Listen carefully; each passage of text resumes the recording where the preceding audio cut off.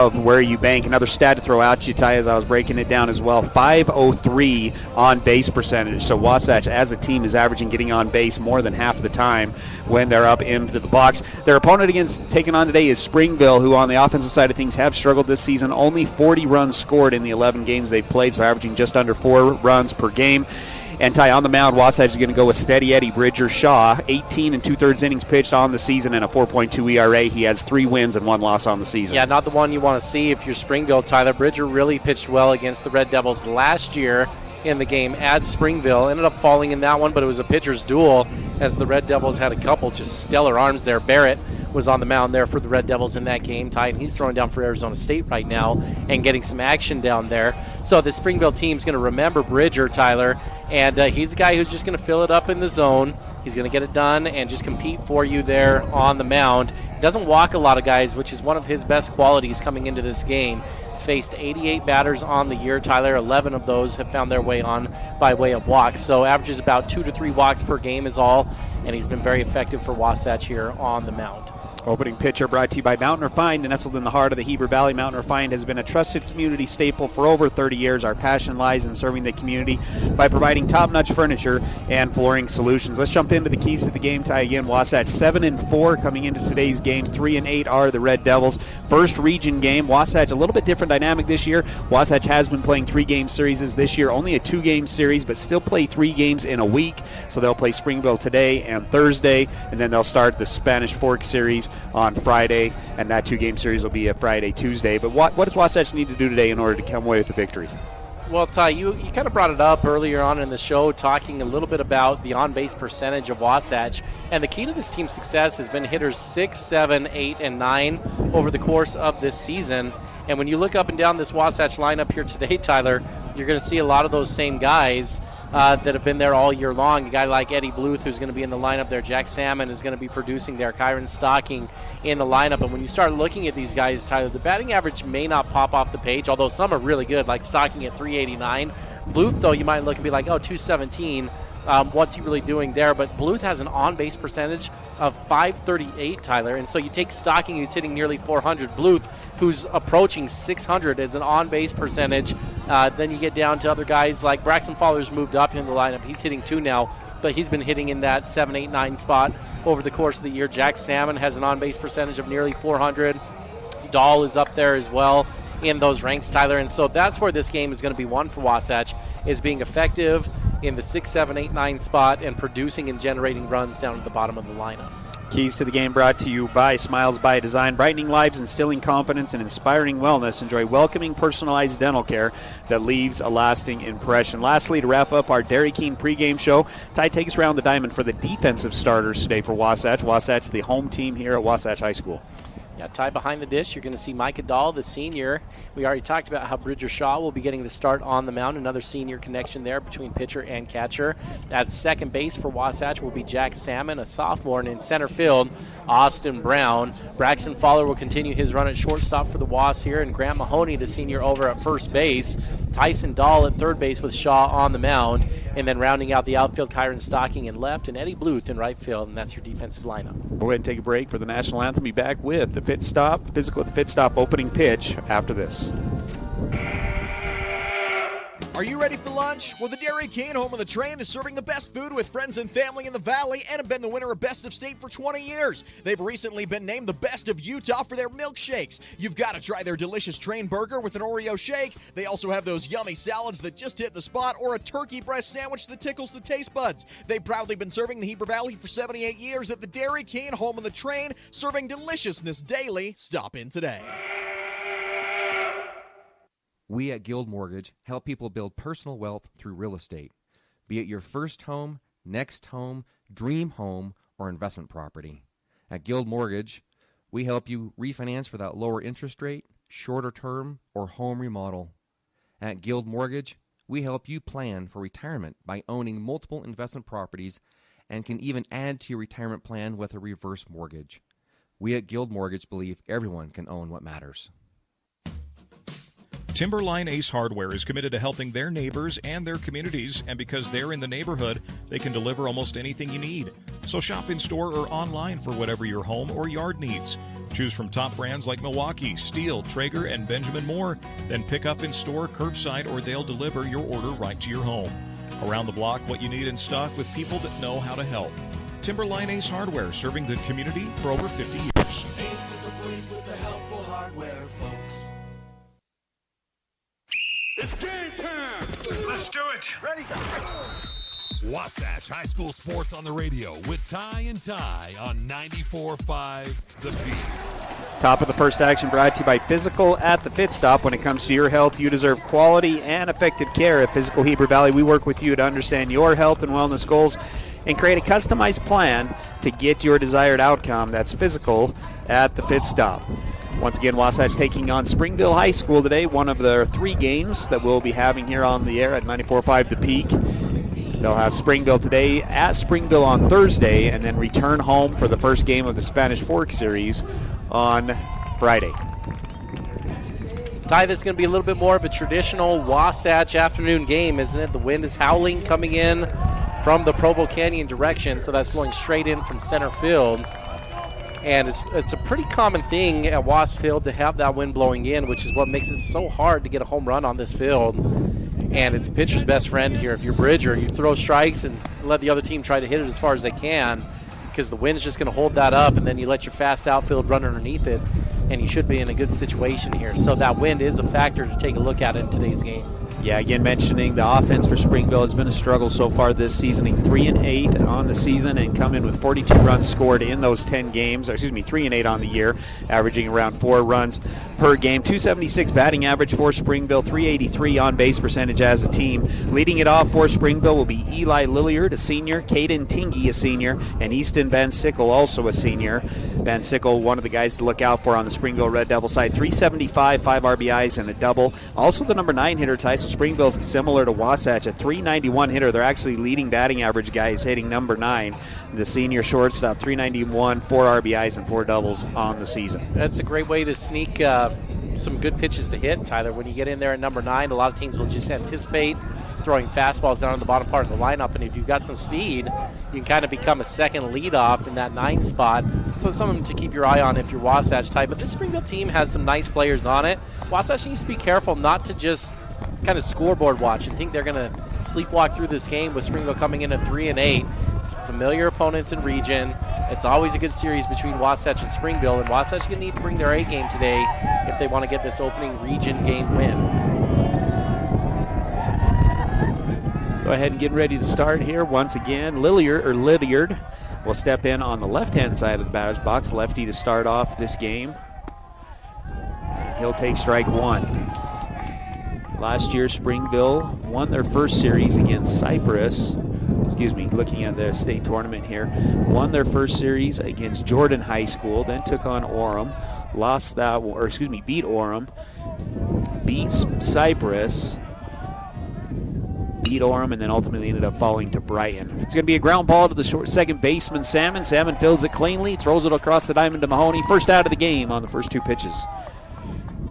Good range from Jack there, Tyler. That ball kind of came off the mound and tailed to him, but he had to move over to his backhand side. He was able to circle around that easily and then fire over a strike to first base. He's been very good with his pre-pitch approach and gets a good step to make those ground balls look easy.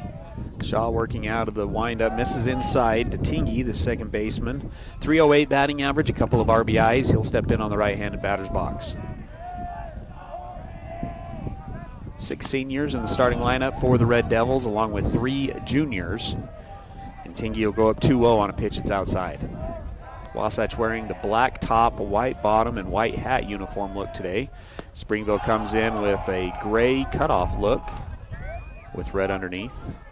Got in trouble last year, Ty, on the air because we called out the Springville coach for putting all red uniforms out onto the field. Yeah, Gotta be a little bit more cautious. I still stand by it. They were hideous, Tyler. Yeah. A couple of swings and misses moves the count to 2 balls and 2 strikes here against Tingy.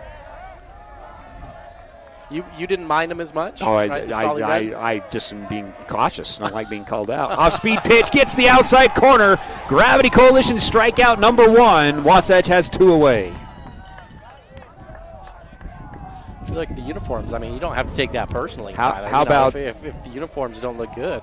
How about going back in time with the cutoffs? Do you like the cutoffs? I do like the cutoff look. Yeah, I think that's a good look. I always thought it was easier to play as a player with the cutoff. Just the throwing motion, you didn't get snagged on the uniform or have any extra motion. I thought it was a little easier myself. Ben Sickle comes up to the plate for the Red Devils. 375 on the season, 5 RBIs with 1 double. Take strike 1, ball 1, 1-1 the count. Playing right field for the Red Devils. Bridger once again continuing to work out of the windup. The 1-1 tries to go inside but misses inside. Moves count to 2-1. Ty, the big news for this Wasatch team after preseason play, top 10 RPI ranking. I know you mentioned that in the Dairy King pregame show, but all the way up to number 7. It's a great start to the year for such a young team. And frankly, Ty, the way this region schedule is built, they should be able to carry momentum on paper, right? Springville a little bit down this year, 3-8 coming into this game. If you're Wasatch, you're hoping to get both of those games. And then Spanish Fork, who's usually really good, Tyler, actually down below Springville in number the RPI 18, rankings. yeah. So if you're Wasatch, if you can simply take care of business on paper, and you know what, Ty, that's why they play the game, right? It's not done by the paper, but Wasatch right now looking good. If they get off to a quick start in region play, win 3 out of 4 or 4 out of 4, that RPI ranking should climb and then put them in a pretty good position the last half of the season. First base runner of the ball game is going to be a walk. Next batter up is going to be Dede, Reed Dede, 259, 2 RBIs. He'll swing and foul off the first pitch.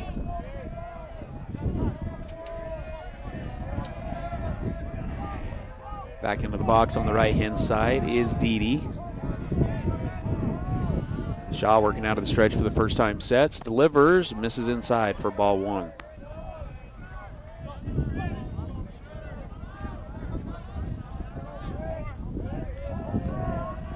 And Sickle does have 3 stolen bases on the season. Pickoff move, not in time. Reset with a 1-1 count.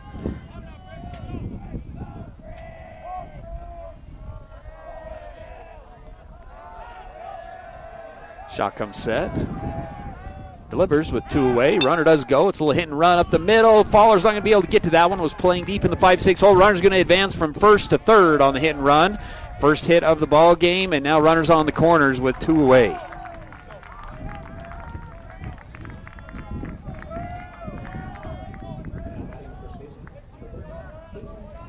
Going to bring up Kaysen Torres, one of the first juniors, 250, 2 RBIs, does have a home run on the season, and he'll hit from the left-hand side.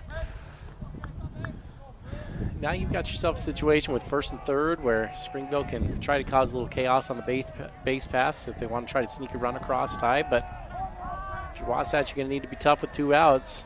Springville trying to turn a free walk into a run. Over that guy on third was put there by a base on balls. First pitch, swing and a miss, strike 1. Ball that's low and out of the zone. 0-1 the count. Once again, 2 away. Top of the first here for Wasatch and Springville baseball. Shaw comes set, delivers the 0-1. That one misses outside. 1 ball, 1 strike.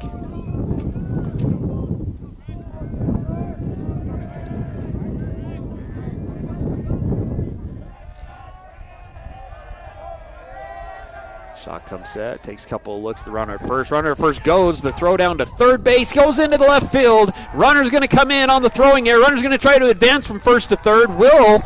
And Springville creates a walk into a run on the throwing air. And it's a 1-0 lead for Springville.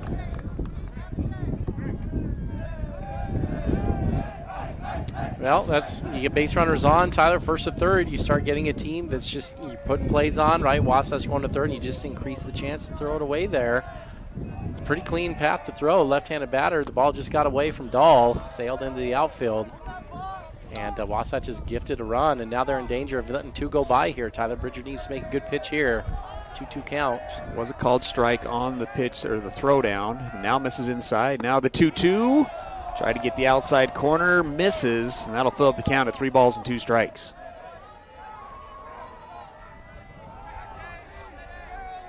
Shaw out of the windup. The payoff goes right out, and this is going to be roped to left field. Nice piece of hitting here from Torres. bat hop into the outfield. Torres thinks about taking second base. Good job from the freshman Brown backing up the ground ball. But the 2-out RBI single is going to bring in the second run of the inning, and Springville has a 2-0 lead. It's a nice piece of hitting there, Tyler. Just stayed inside and tried to do too much with that and drove a nice line drive over Braxton's head. 2-out hitting. It just hurts, right? Makes a difference. Wasatch got a quick first 2 outs. Looked like it was going to be an easy first inning to cruise here, and now walking a couple hits, they find themselves down 2-0. Pitch at the belt for strike one. It's going to be Hugh Red, 208, 3 RBIs, 2 doubles, and does have a home run as well on the season.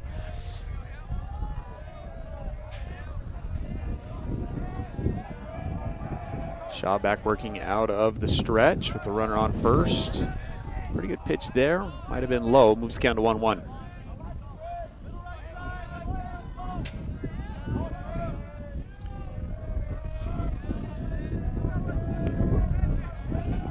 A little bit bigger lead here from Torres at first base. Doesn't go. The pitch off speed gets the outside corner for strike 2. 1 ball, 2 strikes to the junior third baseman from Springville.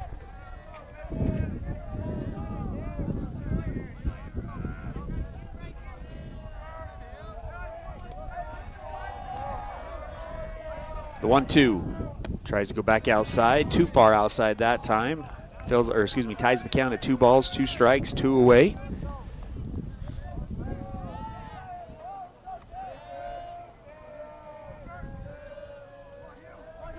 The 2-2, Bridger comes set. Runner at first, does not go. The pitch swung on to left field. This one's going to go foul unless it's caught.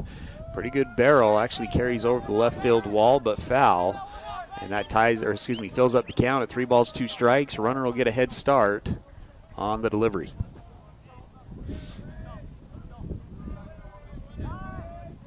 That only 2-2?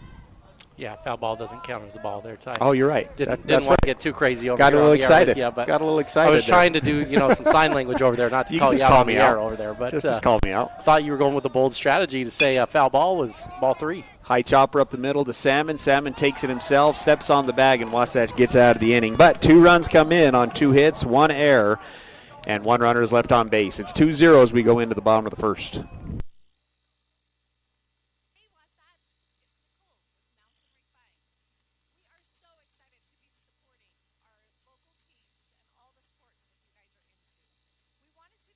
Little piece of what we have. You can come on down, grab teacher gifts, protein powder, and even rent that tuxedo for junior prom. Did you guys know that? Shop local and support us. We love being a part of this community. Go Wasatch, 480 North Main Street, right here in Heber. Napa know-how. Napa know-how. You'll always find the best deals and expert service at your local Napa Auto Parts store.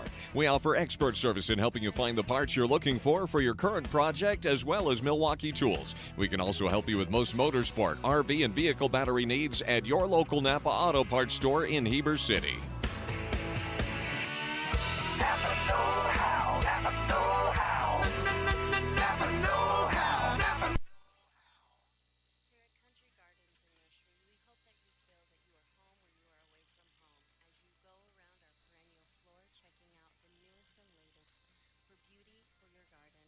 As you wander into our indoor plant shop, seeing the possibility of what could be yours. Stop by Country Gardens and Nursery, your home away from home. 1401 US 189, Heber City, Utah. And don't forget to check us out on social media for quick tips and tricks throughout the season.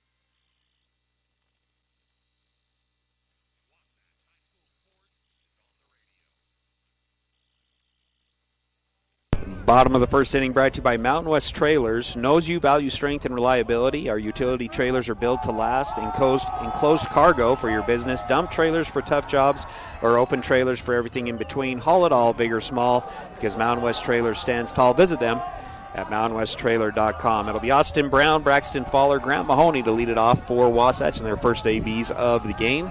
Trailing 2-0 after giving up 2 in the top of the first with 2 away. Be Mac Bigler on the mound for Springville. 4 innings pitched on the season, a 12.25 ERA, 3 Ks, 9 walks in those 4 innings of work. First pitch is swung on and fouled off by Brown, who's hitting on the left-hand side.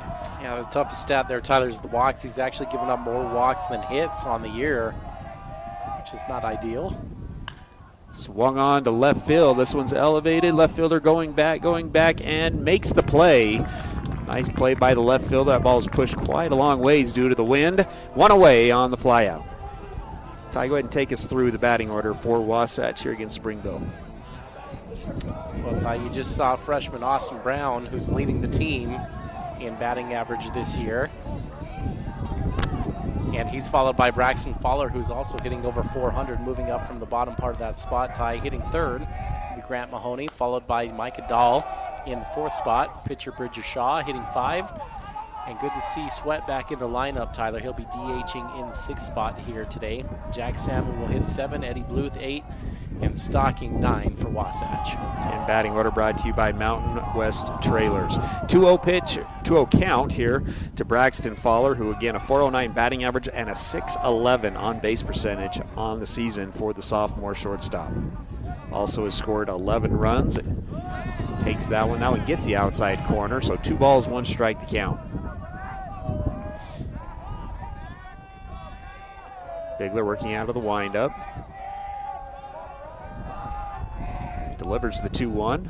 That one bounces in front of the plate for ball 3. What do you see out of Bigler, Ty, early on? Well, it's just sporadic, maybe the right word, Tyler. He's got an okay arm. But when you watch his motion, Tyler, there's just a lot of extra going on there in this motion. I'd like to see him just get a lot more smooth and fluid with his motion. 3-1, another walk for Fowler as he gets Wasatch their first base runner of the game, and that'll bring up Grant Mahoney, 323 for the senior, 9 RBIs, 5 extra base hits.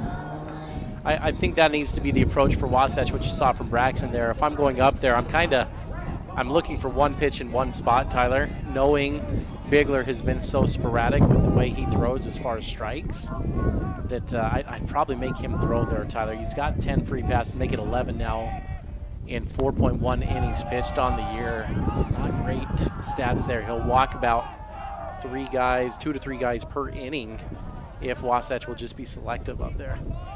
That one misses outside for ball 1. On deck is Micah Dahl, the catcher. Bigler working out of the stretch for the first time today. Not a big lead from Fowler at first base. Fowler goes, no, fake goes. Goes back to first base. That one misses outside. 2-0 now the count.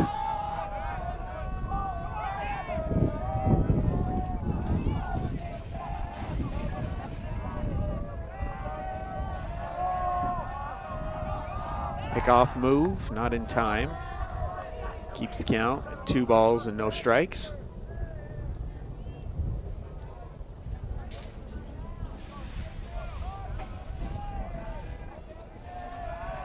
Bigler comes back set, delivers the 2-0. That one misses outside again. 3 balls, no strikes.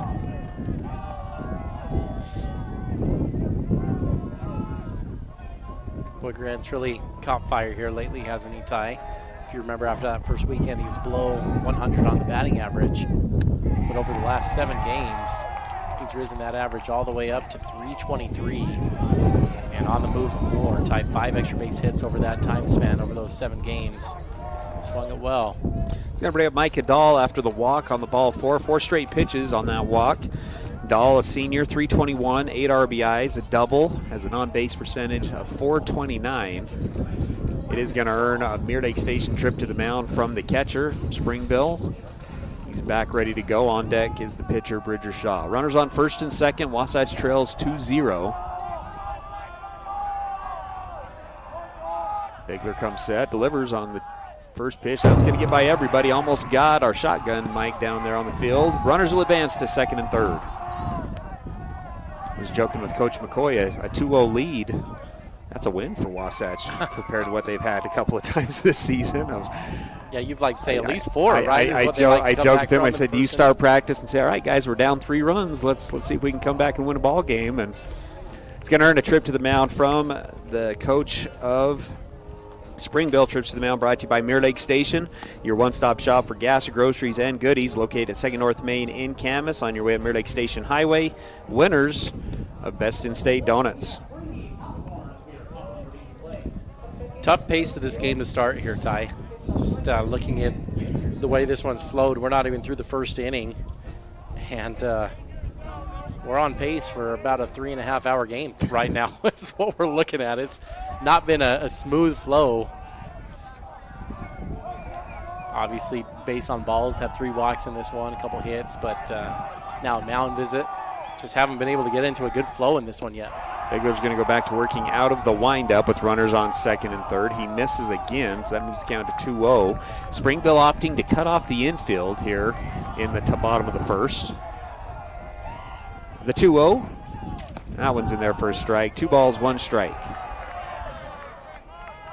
Yeah, what do you think about that, cutting off this one this early in the game, Ty? I usually like to keep him back, kind of preserve the runs. You got a lead. Especially where you've already got 1 out. It is an interesting move to bring the infield up. The 2-1, and Micah Dahl comes through with a base knock. Coach McCoy is going to try to send him home. No, he'll hold him up. Good job there from Mahoney, and Wasatch gets the 1 out, 1 RBI single from Micah Dahl, and have their first run on the board. Yeah, good job from Micah, Ty. I think that's getting down whether the infield's back or not, but certainly was an easy hit with the infield in on that one. Micah continues to come through in the clutch with runners in scoring position. He's been hitting in that tough spot all year, Ty, in that 3-4 hole. It's been very effective for Wasatch. It's going to bring in Easton Wood as the speed-up runner for Wasatch. Micah Dahl will go back in as the catcher. Bridger Shaw, senior, 367 batting average, 15 RBIs, 3 doubles, and a .535 on-base percentage. Misses outside. He's yet to throw a strike working out of the stretch in the game today. First and third for Wasatch. He had that one right before Dahl, Tyler, where Dahl took that strike. But one of the things that was so good about that hit from Micah is he was ready to go. After he saw that 1 strike come across, the next one coming through, he's ready to drive it in. There haven't been many. And I love that when you see a hitter get in there and you get one good one to get after, and he went and got it. And it's a great at bat there from Micah. Check swing strike 1 here to Bridger. 1 ball, 1 strike, 1 away. Again, runners on the corners. Runner goes. That pitch is in there for another strike. And nice throw from the catcher. They're going to get Wood at second base. 2 away here in the bottom of the first. That was a good play from the catcher, Ty. I watched him in warm-ups, and his throwing motion down, he's got a good arm, but his motion was not very good. He took a lot of time, went out wide. It's kind of a long delivery, and I thought, oh, that's a slow delivery there. But that was not the case on that pitch. He popped up and threw a nice dart down there to second base and looked very effective there at the catching position. Sure, 1 ball, 2 strikes. The count here to Bridger. Blake Sweat on deck. Wasatch trying to tie up the game with a runner on third. 2 away. Pitch swung on. This one's roped to left field. Left fielder starts up, now goes back, makes the play on the long fly ball. And Wasatch is retired. 1 run on 1 hit, no errors. 1 runner is left on base. It's 2-1 going into the second. Chad here from Mountain West Trailers. Celebrating 20 years in business, we know you value strength and reliability. Whether it's for work or play, our dump and equipment trailers are built to last. Enclosed cargo trailers for business and fun, or open utility trailers for everything in between. With expert sales, parts, and service, we've got you covered. Mountain West Trailers is always right behind you. Visit us at mountainwesttrailer.com or stop by at 1470 South Highway 40 here in Heber. Check out the Fit Stop Health Club. It's more than a great facility. Their employees and staff create a comfortable, caring, supportive place for men and women of all ages, as well as their families, to work out. They have your tanning beds, massage, and personal trainers. Find your new groove. Jump into their therapy pool with endless laughs. They have Group X classes with nationally certified and specially trained instructors. See what the Fit Stop offers. Go to their website at fitstophealthclub.com. For more information, call 654-2131. This is live coverage of Wasatch High School sports on 94.5 The Peak. Top of the second, brought to you by the Heber Valley Chamber, who exists to build and be a part of a community where residents, visitors, and businesses thrive. Our mission is to promote tourism, connect businesses, and unite our community. 7-8-9 up for Springville, leading 2-1. Hanson's going to swing at the first pitch, and that's the 3rd hit of the ball game. A little ground ball through the 3-4 hole. 3rd single for Springville, and the leadoff guy is on. It'll bring up the designated hitter, senior Logan Ludvigsen, 4 of 8 on the year, hitting .500, and then Child on deck. Yeah, just a little dribbler there for Hanson, Ty. He's the DH on the day. Always feels good as a coach when your DH comes through for you. Decided to put him in the lineup. Not a overpowering hit there, was it? But it found the right spot.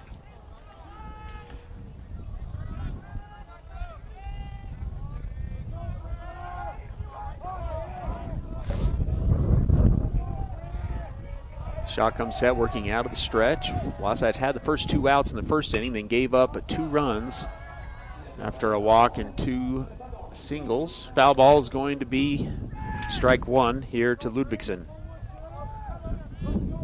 We'll give a shout out to some of the other team sides we go throughout the day. The Wasatch softball team 4-9 on the season, but Liana Jones 2 home runs, 4 doubles, and 13 RBIs in the 13 games that Wasatch has had. Also Reagan Price with a home run and 5 RBIs. Kenna Olney 2 home runs, a double, and 7 RBIs for Wasatch. They are currently, I believe, down at we're supposed to play Park City. Little bunt's going to be laid down here from Springville. Bridger Shaw bounces off the mound, fields it clean, throws it to first, but the sacrifice bunt.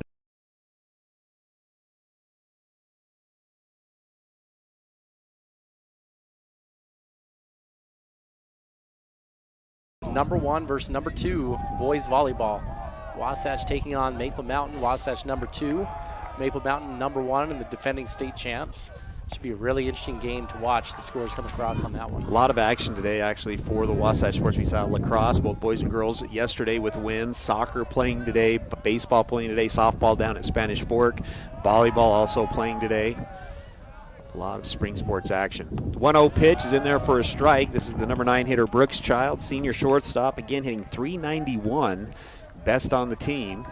Yes, so you might ask yourself, why bunt with your number 8 guy with 9 coming up? Well, because your best hitter is coming up at number 9. That .391 average. It's not a cheap .391, Ty. You look at his plate appearances, he's got as much as anyone else on the team. Leads the team with 4 extra base hits as well. 4 RBIs on the season. Step in on the right-handed batter's box. Shaw continued to work out of the stretch with a runner on second base. 2 looks. Make it a 3rd look. And delivers. That one misses low and outside. 2-1 now the count.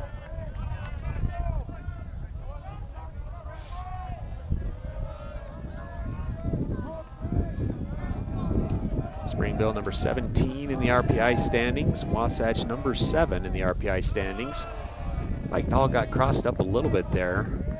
Moves the count to 3 balls, 1 strike.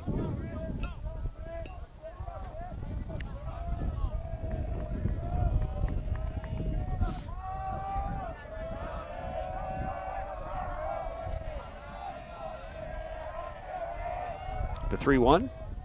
That one's in there for a strike. Swing and a miss for strike 2. Now we have a full count tie. 3 balls and 2 strikes. Just got ahead of myself 4 batters ago. That was an interesting swing, wasn't it? Kind of looked like that inside part of the plate might be an issue here. Gets the outside corner. No, just outside. That'll be walk number 2 on the day for Bridger. Puts runners on first and second and moves us back up to the top of the order to Eli Lydiard, who grounded out to the second baseman in his first at bat. Hits on the left-hand side. Senior left fielder. That's a pretty good pitch from Bridger, Tyler. I'm surprised Child didn't offer it that thing. That's a little too close to be taking for comfort. But the umpire agreed with him, saw it as ball 4. Swing and a miss, strike 1 here to Lydiard. Corners playing even with the bag on both the first and third base side. Double play depth up the middle, but Wasatch is playing the shift to the right side of the field.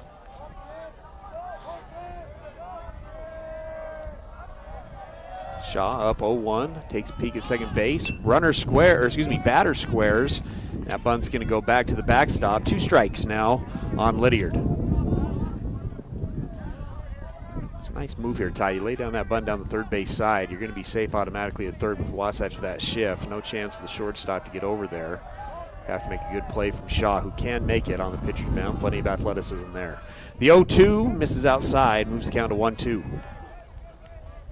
Yeah, I've been kind of keeping your eye on the defensive movement here, Tyler. Been a little interesting. The outfield's been moving around quite a bit. Bluth deepened up a little bit with your leadoff hitter. Might be even a hair too deep when you look at that tie with the wind blowing in as hard as it is.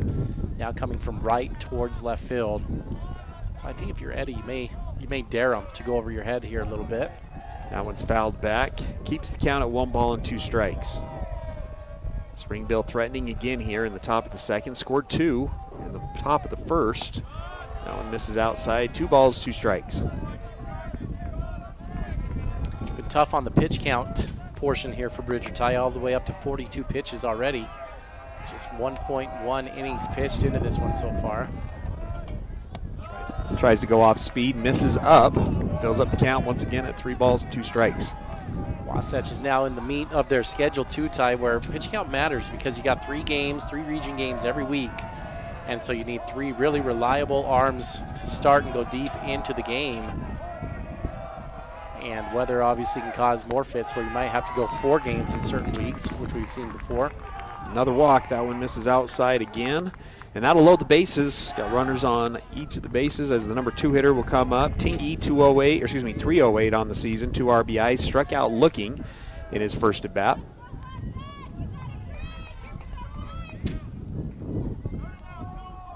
Number 2 hitter here for Springville.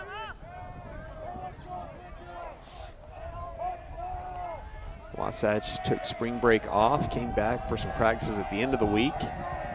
Bridger's going to go back to working out of the windup with the bases loaded. Swung on, it's elevated to right field. Eddie Bluth coming in, makes the play. Good job from the Springville hitters. Oh, but this one gets away from the catcher, and a runner's going to come in and score. Bluth tried to throw it home, and it goes away from the catcher. Everybody advances, and a run comes in. That's too bad, Ty, because he's just trying to hustle and make a play.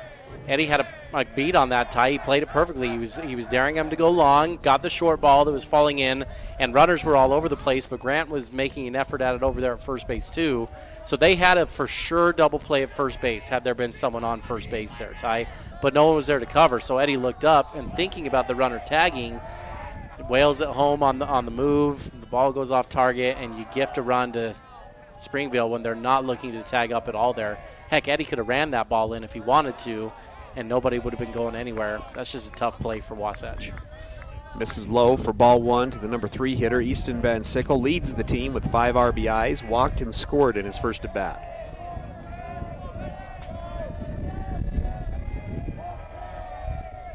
That one misses low again. 2-0 now the count.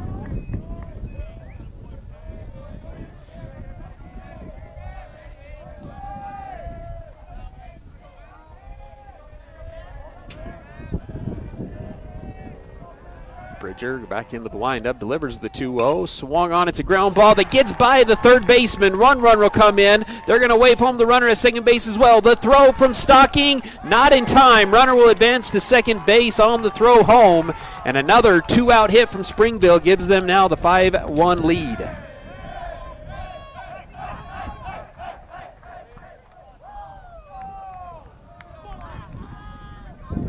Wasatch kind of their own worst enemy in this game so far, Tyler. Springville now they're doing what they need to do to capitalize in this game, but you start looking across the board, and pitching-wise, Wasatch has 3 base on balls in this game. All of those have come across to score at this point, Tyler. They're down 5-1, 3 base on balls, an error in the game. Now you've had an error that's allowed some runs to come across and score.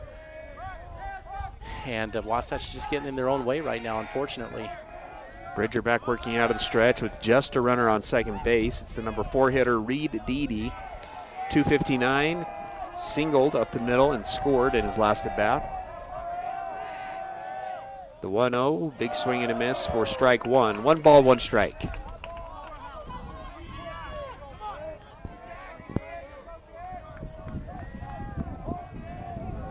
The 1-1, Bridger takes a peek at second base. The 1 look, runner goes on the 1-1. The throw down to third base, not in time. Springville having success on the base pass. Another stolen base. It's a ball on the pitch. It's a 2-1 count and another runner on third.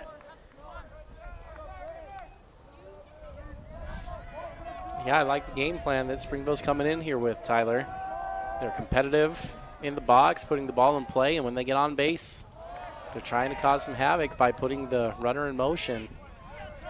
A couple times they've been able to force some wayward throws from Wasatch, one of which turned into a run. 3 balls, 1 strike now. The Didi. He's going to swing at this one. It's a high chopper to the 3-4 hole. Salmon fields it cleanly, throws it to Mahoney in time, and Springville is retired. But 3 runs come in on 2 hits, no errors. We'll call 1 error. And 1 runner's left on base. 5-1 the score as we move into the bottom of the second. At Heber Park City Appliance, you're getting a dedicated team of professionals who go out of their way to keep your home running smoothly. And when we say team, we're talking about 40 years of winning service and reliability. We're here to boost your at-home satisfaction long after your purchase. So when it's fourth quarter and your fridge goes out, oh man, be confident knowing we're a team that will go the distance for you. Heber Park City Appliance in Heber City. Visit us online at heberappliance.com. Unlock your potential at Bonnie Joseph Academy, your local beauty school. Explore the art of cosmetology, barbering, hair design, basic aesthetics, master aesthetics, and nail tech programs.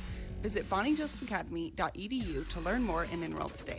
Financial aid is available for qualifying students, and we offer flexible schedules and distant education options. Transform your passion into a rewarding career at Bonnie Joseph Academy, where beauty meets expertise.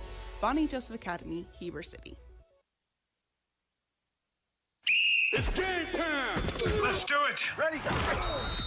Wasatch High School Sports on the radio with Ty and Ty on 94.5 The Beat. Bottom of the second brought to you by Gravity Coalition, offering the best in bikes, skis, snowboards, skateboards, and more in the Heber Valley.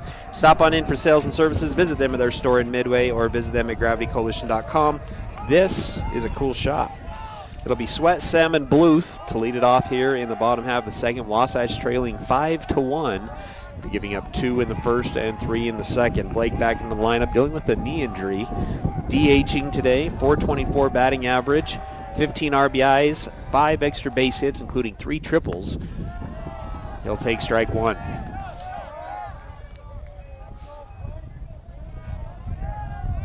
Wind continuing to gust from right field into the third base side. The 0-1 swung on, pitch on the inside, fouled off. 0-2 now the count. Well, that got on his hands quick, Ty. Must have been looking for a different pitch. Blake's been so good this season, hitting .424. He's been on time all year long, but out of the lineup for a couple weeks, that can cause some issues with your rhythm.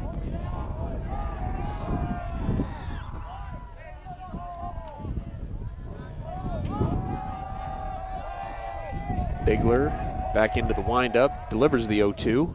That one doesn't even get to the dirt, Ty, before it bounces on the grass. 1-2 now the count. Yeah, a little cricket. That's what he's going for on that one, Ty. Hey, there was a national championship game last night. What'd you think? It's incredible. Florida trailed, I think, from UConn on, right? Trailed in every single one of their games in the second half and came back and won all of them. Houston forgot to play defense, or forgot how to play offense. I think 3 straight turnovers and then don't even get a shot off Houston on that last one. Such control in that game, but Florida found a way to get it done, and Houston's misery continues. 2 balls, 2 strikes. Bigler delivers. That one misses outside. Full count. A little bit of a pop on the fastball, Ty, as you mentioned. Gets in on the batter a little bit quicker than it looks. Full count. 3 balls, 2 strikes to the leadoff guy here in the bottom of the second. Payoff pitch. Swung on and missed. Strike 3. First strikeout of the game for Bigler. That'll bring up Jack Salmon, the sophomore second baseman, .214 on the year, has scored 9 times. Also has 3 RBIs and a double. Yeah, Ty, you can see why they like Bigler on the mound. He's got some good stuff, live enough arm, but he's just got to cut down on those wild pitches. And I think the more he gets reps, the more balanced he can become. He can be effective for Springville this year. Misses above the belt for ball 1 here to Salmon. Crazy stat from last night, Ty. 4 fouls total were called in the first half, 25 fouls called in the second half. That must, I mean, the officials must have a quota they have to meet there, right? When you change that dynamic of the game much. A lot of criticism. Jay Billis, Jay Williams, both of them, just it's so hard to adjust as a player when you play one way the first half and now you're getting called for a foul in the second half. 1 ball, 1 strike. Check swing, strike 1. Now that one, nice pitch on the corner for strike 2. 1 ball, 2 strikes. Yeah, kind of the equivalent if an umpire changes the zone halfway through the game, yeah. right? And you're trying to figure it out as a hitter. It's tough. 1 ball, 2 strikes. Bigler back working out of the windup here to Salmon. Already has 1 strikeout on the inning. Oh, the pace is so slow in this game. Yeah, another this pitcher's not effective as far as getting inside. They need the pitch clock in this high school game over here, Ty. 1 ball, 2 strikes. Misses high for ball 2. Ties up the count at 2-2.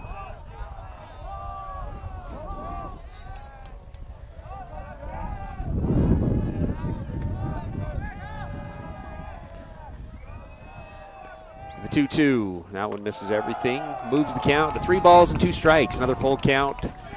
Second full count of the inning. Was able to get a swing and a miss on the first one. Has 2 walks in the first inning.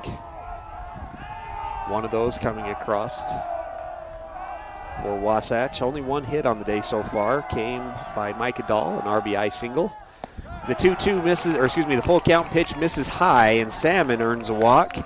First base runner of the inning for Wasatch, and that'll bring up Eddie Bluth, 217. But a .538 on-base percentage for the sophomore right fielder. Has 2 RBIs and a triple on the season and has scored 14 times. Yeah, he's been awesome for Wasatch this year, Ty, and he's been really solid in left field. That was swung on, elevated into center field. Nice RBI single for the sophomore Eddie Bluth, and Wasatch has their second hit of the day and runners on first and second. Just love his approach at the plate, Tyler. That swing, so pretty, short, compact, right back up the middle. And again, easy to forget, only a sophomore, Ty. Good-looking player. He's going to bring up the number 9 hitter, Kyron Stocking. 389, 16 runs scored.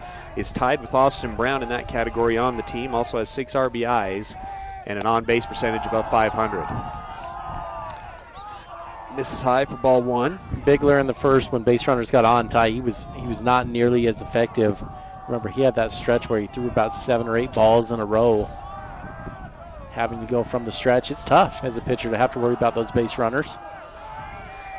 The 1-0 nearly gets away from everybody. Oh, Salmon gets stuck, but the catcher throws to second base and allows Salmon to advance to third. So runners on the corners with 1 away and a 2-0 count. Yeah, baited him into it. I'm not sure it was on purpose, but baited him into it, Tyler. And it was a good decision there from Jack once he saw the throw go behind him. Easy to take that third base bag. Leadoff guy Brown on deck. Had a good barrel that flew out to left field in his first at bat. Wasatch again, runners on the corners, trailing 5-1. The 2-0. That one's in there for the first strike of the AB. 2-1 now the count.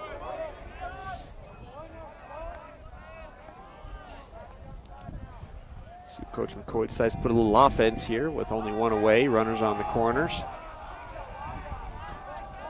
Tigler working out of the stretch, misses outside. 3-1 now the count. It's a tougher pitcher to put offense on here, Tyler, because a hit and run, you just don't know what you're going to get if you've got a ball that you can handle. And when you're struggling to throw strikes, you're not necessarily wanting to put a guy in motion and potentially have him thrown out.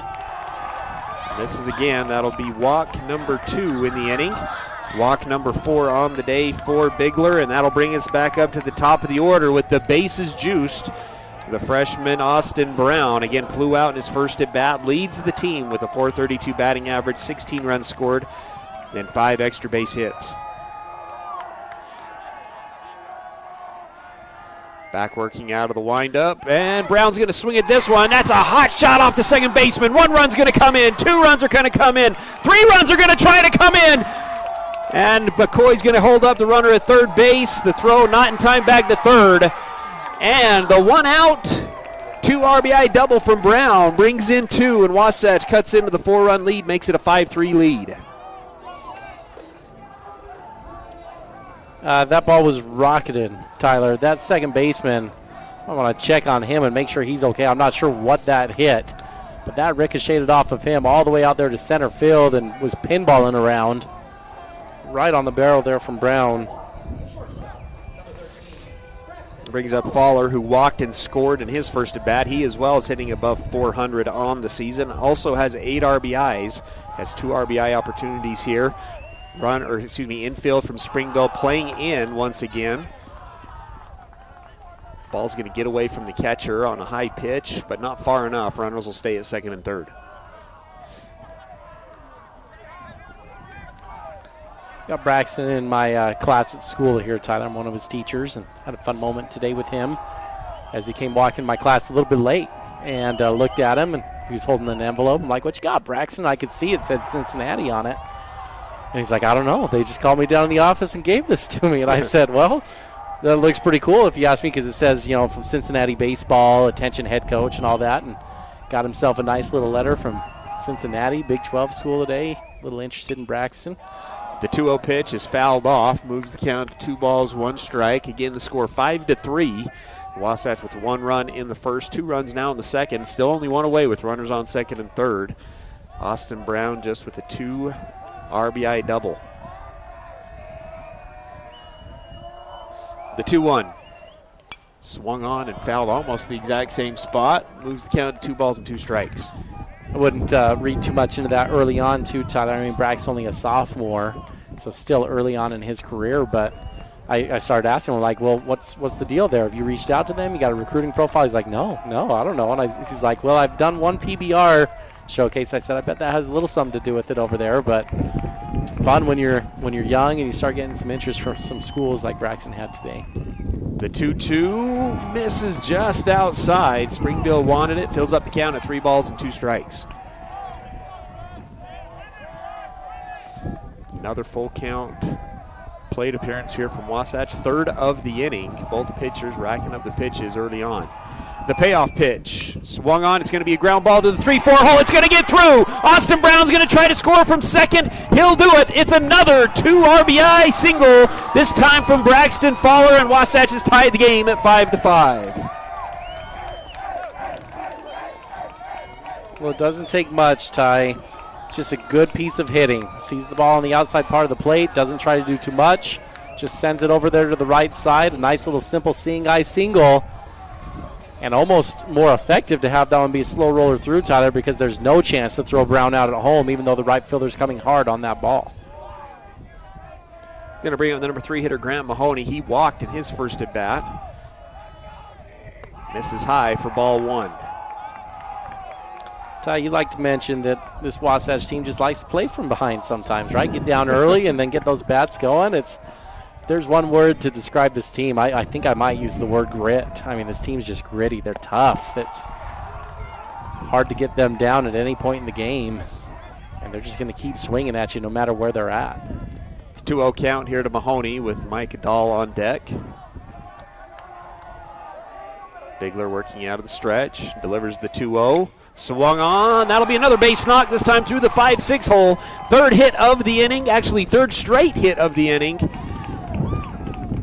4th hit of the inning. Ty a little bit behind. That's 3 straight hits. The 4th hit of the inning, another single, this time through the 5-6 hole. And Wasatch has runners on first and second for Mike Dahl, who had an RBI single in his first at bat. Again, I'm just so impressed with this offensive Wasatch, Ty, because as Bigler starts throwing strikes, they're on the barrel. And it's just been very sporadic from Bigler on the mound. And I always felt like as a hitter, those were the hardest pitchers to hit against when you just didn't know what you were getting, Tyler.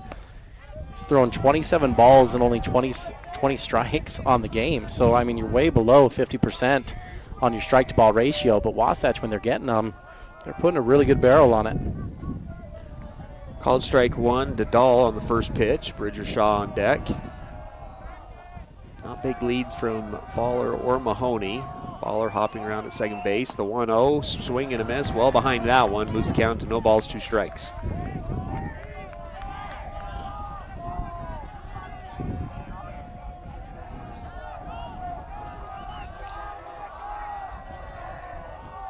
Bigler shakes, now comes set. Still only 1 away here in the bottom of the second. The pitch goes with the off speed. Dahl hits it hard at the third baseman. Third baseman can't handle it. The throw to third just in time and gets the out. That was a line drive to the third baseman that was in and out of the glove. Chaos is what it was. I think it's the right call, Ty, just from our angle. I mean, there's nothing Braxton can do on that ball, Ty. I mean, that's just chaos. It's in the guy's glove. He's trying to retreat, so he's not doubled up at second base. Then the ball pops out and hits the ground. Then Braxton trying to race by him. The guy's scrambling, and he tosses it over just in time. And unless the foot pulled off the bag, Ty, I think the ball definitely beat Braxton there. They are going to go ahead and call him out. Good job from the umpires. Discuss it. Make sure they're on the same page. 2 away on a nice hard barrel. Eastonwood will come back into the game as a speed-up guy. Bridger Shaw now come up. Flew out to left field on a good line drive barrel in his first at-bat. Comes in with runners once again on first and second. Wasatch has scored 4 in the inning to tie this thing up at 5-5. Bigler, one look, delivers. Outside, ball 1.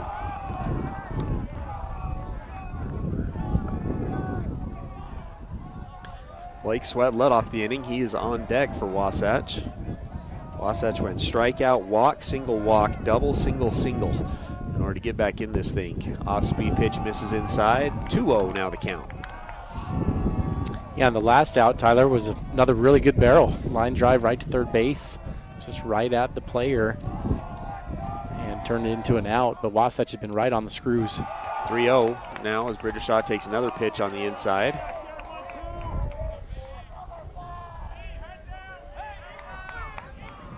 It's a big lead from Wood at first base.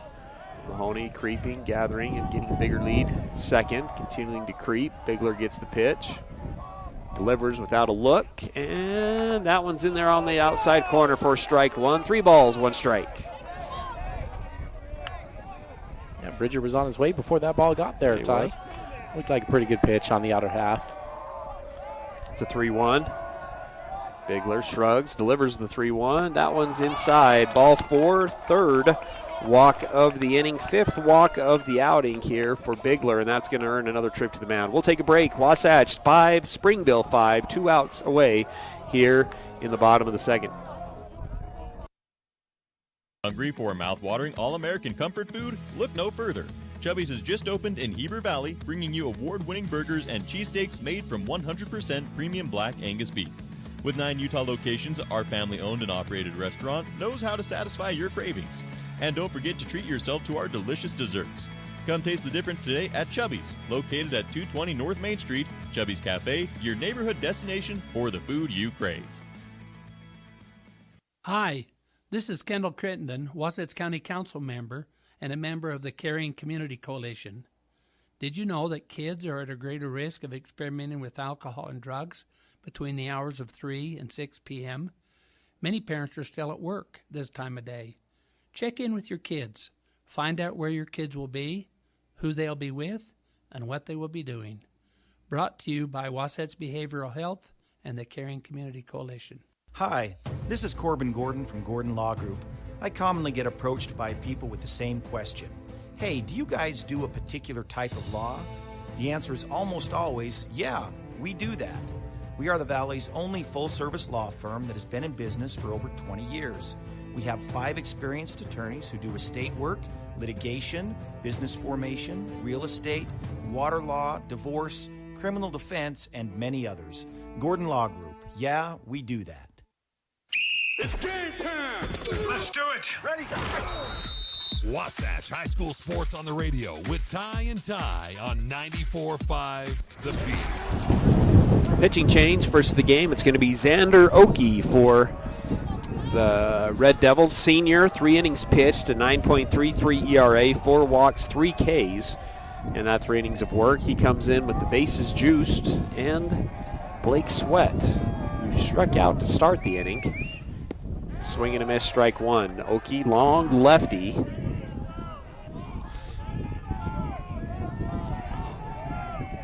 Sweat was on a tear. Unfortunately, had the knee injury. Was out of the lineup the week before spring break. Took spring break off, now back into the lineup.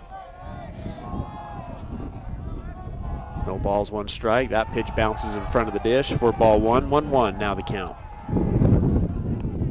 Let's see, speed up running for Wasatch here, Ty. Is Eli Turley at first base. So Eli Turley speed running for Shaw. Eastonwood at second base for Dahl. And then Grant Mahoney at third. The 1-1 goes with the off speed, lands it. 1-2 now the count. That's a deceptive delivery here, Ty. I kind of like what I'm seeing from Oki on the mound. Really gets high over the top and then brings it down at an awkward angle at you. 1 ball, 2 strikes. Oki delivers. Swung on, a lazy ground ball up the middle. Second baseman fields it, steps on the bag, and that'll do it for the bottom half of the second inning. Wasatch scores 4 on 4 hits, no errors, and 3 are left on base. It's 5-5 going into the third. Heber Valley, whether you're cheering on our high school team or enjoying a day in our beautiful valley, our community is stronger when we love local. Our local businesses are the heartbeat of Heber Valley, from your favorite cafe to the shop on the corner. When you shop local, you're supporting your neighbors and investing in the future of our community. So next time you're out and about, show some love. Shop, dine, and explore right here in Heber Valley. Brought to you by the Heber Valley Chamber of Commerce. Remember, love local. It makes all the difference. Visit gohebervalley.com/shop. A home equity line of credit from UCCU makes it easy to access the equity in your home. And right now, UCCU is offering home equity lines of credit with no fees or closing costs. With increased home values, there is more equity to use for whatever you need. A wedding, a remodel, or whatever comes up. It's your equity, so it's entirely up to you. Start your application or learn more at uccu.com. Low rates, no fees, faster than ever. UCCU, love where you bank.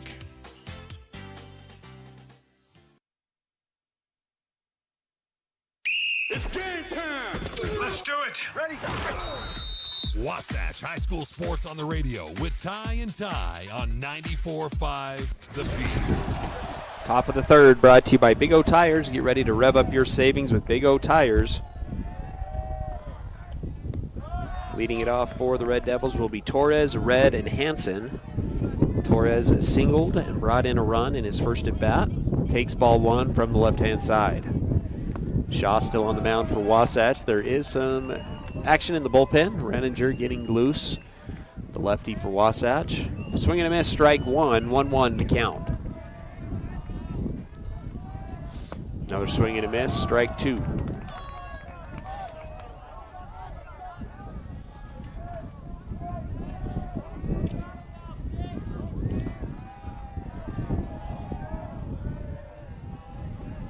The 1-2 goes with the off speed. Ring him up. Second backwards K of the game from Gravity Coalition. And Wasatch has one away. Great pitch. Backdoor there, Tyler, sneaking it in. Kind of had a big looping swing, and Ty just gave up on that a little bit early. Bridger's able to sneak it by him. It'll bring up Hugh Red, grounded out at the second baseman to end the first. He'll swing at the first pitch. That one's elevated foul on the right field side for strike 1.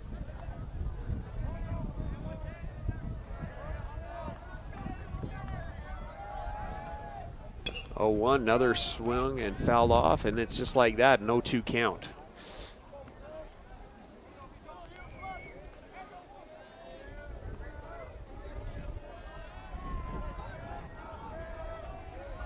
Shaw working out of the windup. The no 0-2 misses outside for ball 1.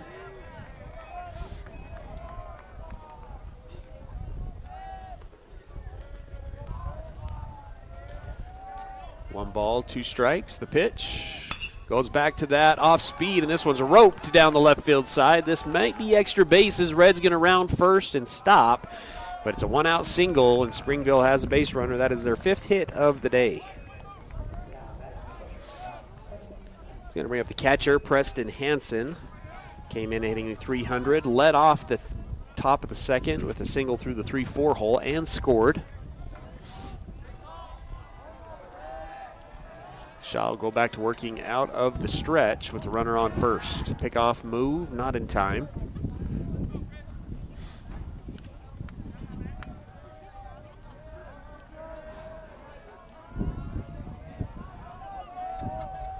First pitch of the AB is swung on, and that'll be fouled off into the soccer field.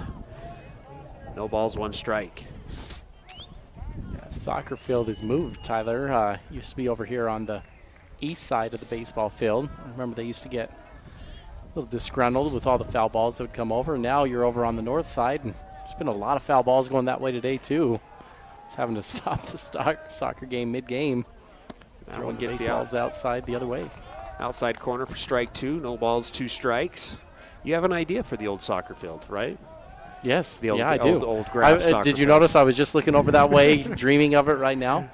I'm one of the golf coaches here at the high school, Ty, and the golf courses are, I got to think the right way to say this. Not sure they want as many players out there as we would like to have, so the golf courses suggested that we build our own, little golf course facility over at the school. So I'm looking to see if you can build a par 3 out in that area. They said you could borrow whatever equipment they wanted from the course to take care of it.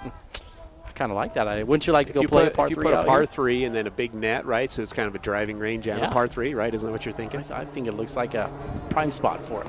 Outside corner, not able to get the call. 1 ball, 2 strikes to Hansen. Again, 1 for 1 today with the run scored. 5-5 the score here in the top of the 3rd. Shaw comes set. Another pickoff move, not in time. Springville's had a good success running the bases today on Wasatch. Wasatch now with the 4th pickoff of this at bat. The 1-2. It's an off speed, gets a piece of it. Definitely had him off balance. That one's going to go into the crowd. This is pretty dangerous. Madness. Not going to lie. Yeah, it's madness over here, Tyler.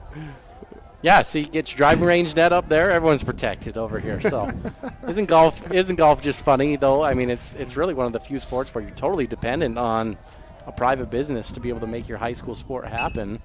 Nice piece of hitting here from Hansen. He's going to stick the bat out, and it's down the right field side. Bluth's going to have to retreat all the way back to the back corner, and Springville will score all the way from first. It's a 1-out, 1 RBI double for Hansen, who's now 2 for 2 today, and Springville retakes the lead. Hansen's been good, Tyler, there at the DH position. He's not trying to do too much. That was just a nice, simple swing, but that thing jumped off the bat down into the corner. He's been excellent so far. Pretty sure Hansen's the catcher today, Ty. They just had a little speed-up runner for him. Well, then the list they gave to me was wrong there, Ty, because it says DH on our notes that we got from them.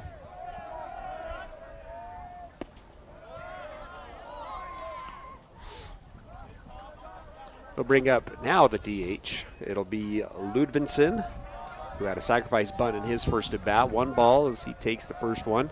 Runner on second. It's a courtesy runner for the catcher, Springville. The 1-0, that one's going to be swung on off the leg. Move the count to 1 ball, 1 strike. Rouninger still getting loose over in the bullpen for Wasatch. Springville's already gone to their big lefty. Rouninger, the lefty for Wasatch, getting loose as well.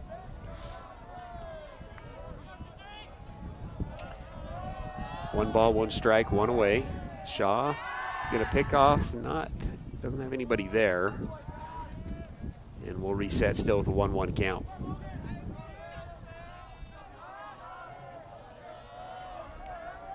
Slide step delivery. Runner was going. It's a pretty good job from Shaw on mixing up the cadence, and they think he could have had him at set 3rd base. But it is foul ball, 1 ball, 2 strikes.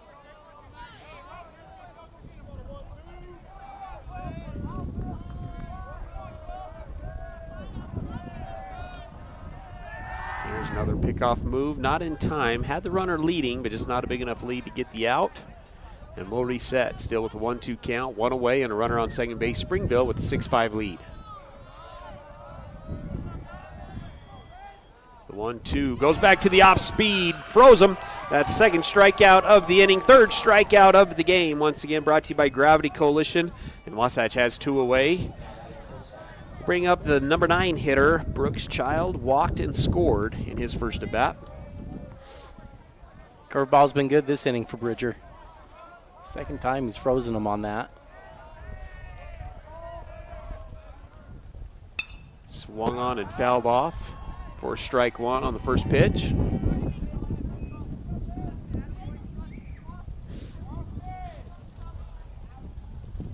Ty, you mentioned softball in action. We talked about the number 1 versus number 2 matchup of boys volleyball going on at Maple Mountain here tonight. Wasatch number 2 in the state in boys volleyball. Soccer team as well, number 2. This one's going to be swung on, elevated to the shortstop. Faller settles underneath it, makes the play. And Springville is retired. They do score 1 run on 2 hits, no errors, and 1 runner is left on base. It's 6-5 going into the bottom of the 3rd.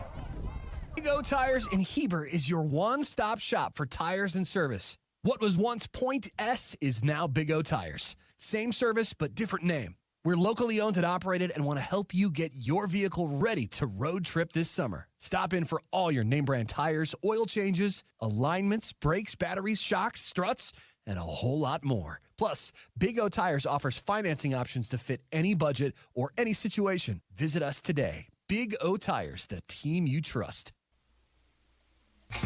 Hey there, Heber City. Are you tired of dings, dents, and scrapes ruining the beauty of your beloved vehicle? Look no further than Robards Collision, the ultimate destination for all your auto body needs. At Robards Collision, they've been offering top-notch collision repairs and outstanding customer service. Their team of expert technicians is passionate about bringing your car back to its original glory, no matter the size of damage. Their state-of-the-art facility is equipped with cutting-edge technology, ensuring precise and accurate repairs. They handle it all with precision and care.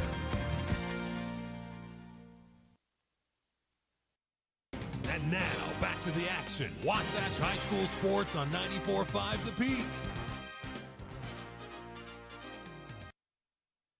Yeah. Bottom of the 3rd brought to you by Mirror Lake Station, your one-stop shop for gas, groceries, and goodies, located at 2nd North Main in Camas on your way at Mirror Lake Station Highway. Winners of Best in State donuts. Salmon Bluth Stocking to lead it off here for Wasatch, 7-8-9. Produced 3 runs for Wasatch, a walk, a single, and a walk, and all 3 runners scored here at the bottom of the lineup for Wasatch. Okie still on the mound for Springville. First pitch is going to be a high chopper up the middle. Second baseman fields it, throws it on the run to first base. Nice play from the second baseman, and Wasatch has 1 away.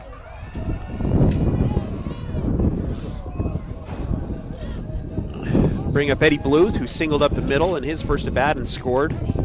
His 15th run scored on the season now for Bluth.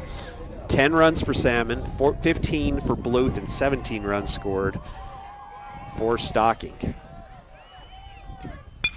Another swing and another base knock up the middle. Ooh, nice play from the shortstop. I spoke too soon. He's not going to get there in time. Nice play, but not in time. An infield single now for Bluth, who's now 2 for 2 on the day. Yeah, it was a good barrel. Great play by the shortstop. But Eddie playing the game the right way. It's hustling out of the box, right on contact.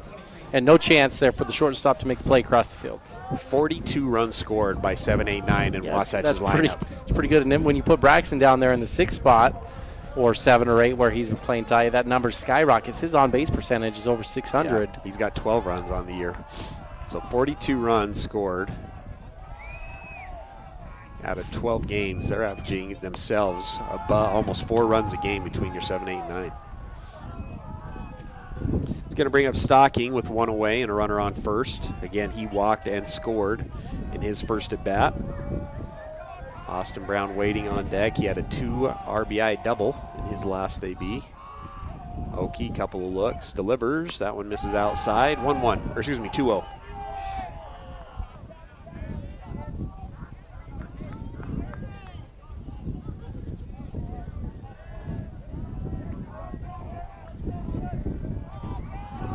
Okie working out at the stretch, the runner on first. High lay kick, delivers, gets the outside corner for strike 1. Nice 2-0 pitch. 2-1 now the count.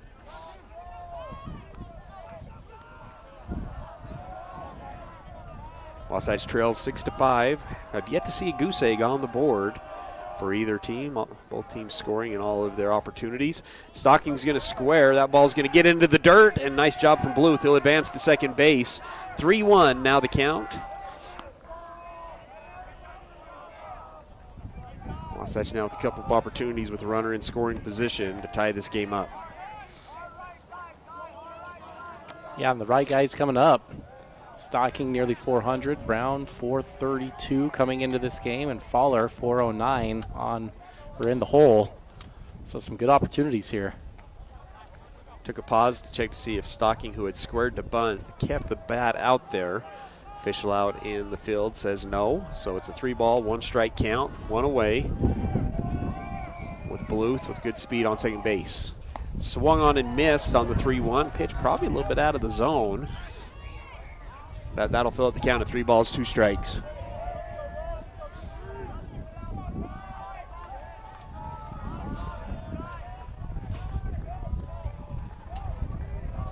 Okie comes set, takes a peek at second base. It's a good lead from Bluth at second base. Nobody holding him on. The payoff pitch swung on and fouled off once again into the soccer field.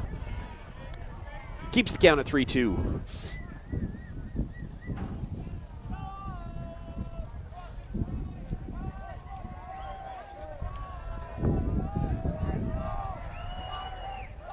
Payoff pitch goes back to the off speed, not able to pull the string hard enough. It's up in the zone. That's the second walk of the day for Stocking. Sixth walk of the day for Springville. And that'll bring up the freshman Brown. Flew out to left field in his first at bat and then doubled up the middle. That brought in 2 runs in his second at bat. A lefty-lefty matchup on the mound here from the senior Okie. Again, Fowler on deck. Okie takes a peek at both runners. Will deliver, swung on, fouled straight back for strike 1. Outfield shaded to the right field side with the lefty up, also playing deep. Wind starting to die down a little bit. Okie once again comes set. Shortstop wants the ball at second. The pitcher will step off the bag. No throw. Will reset with 1 strike.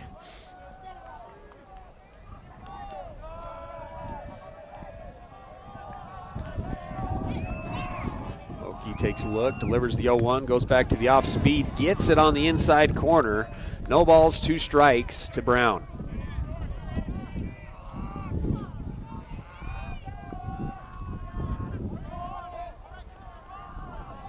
A couple of good pitches from Okie in this AB against Brown. The pitch, this one's in the dirt, 4-1, 1 ball, 2 strikes.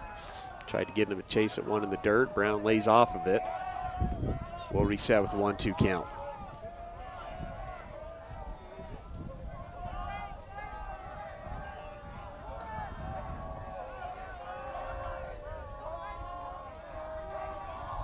Couple of looks, delivers the 1-2, goes back to the off speed. Brown rips this one foul.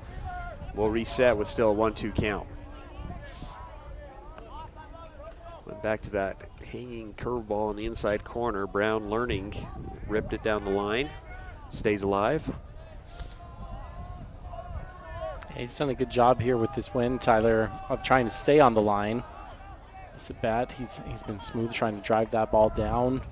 Good 2-strike approach.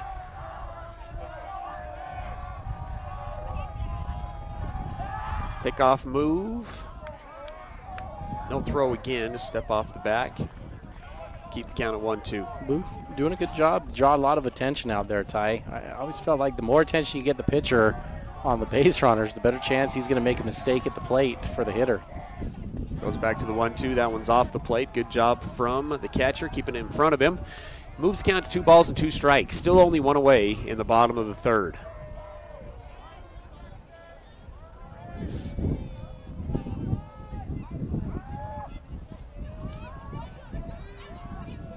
Okie comes set.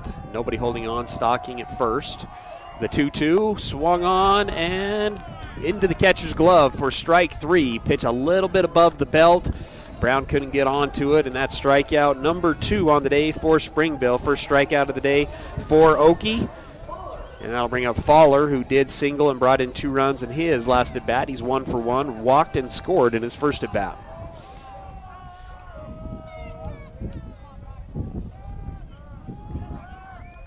Fowler steps in on the right-hand batter's box. Pitch is swung on and elevated to left field. Left fielder comes up, will make the play.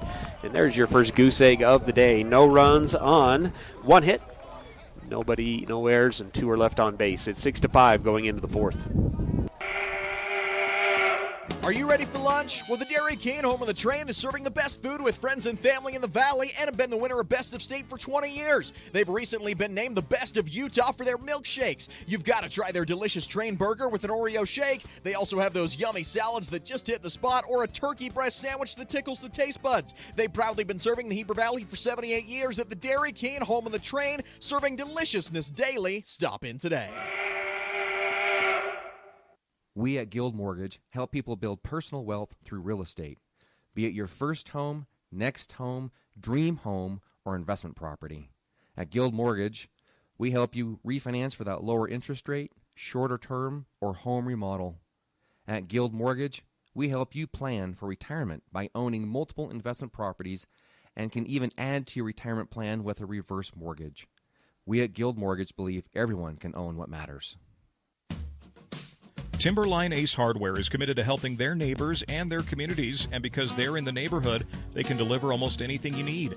So shop in store or online for whatever your home or yard needs. Choose from top brands like Milwaukee, Stihl, Traeger, and Benjamin Moore. Then pick up in store, curbside, or they'll deliver your order right to your home. Around the block, what you need in stock with people that know how to help. Timberline Ace Hardware, serving the community for over 50 years. Ace is the place with the helpful hardware, folks. Wasatch High School Sports is on the radio.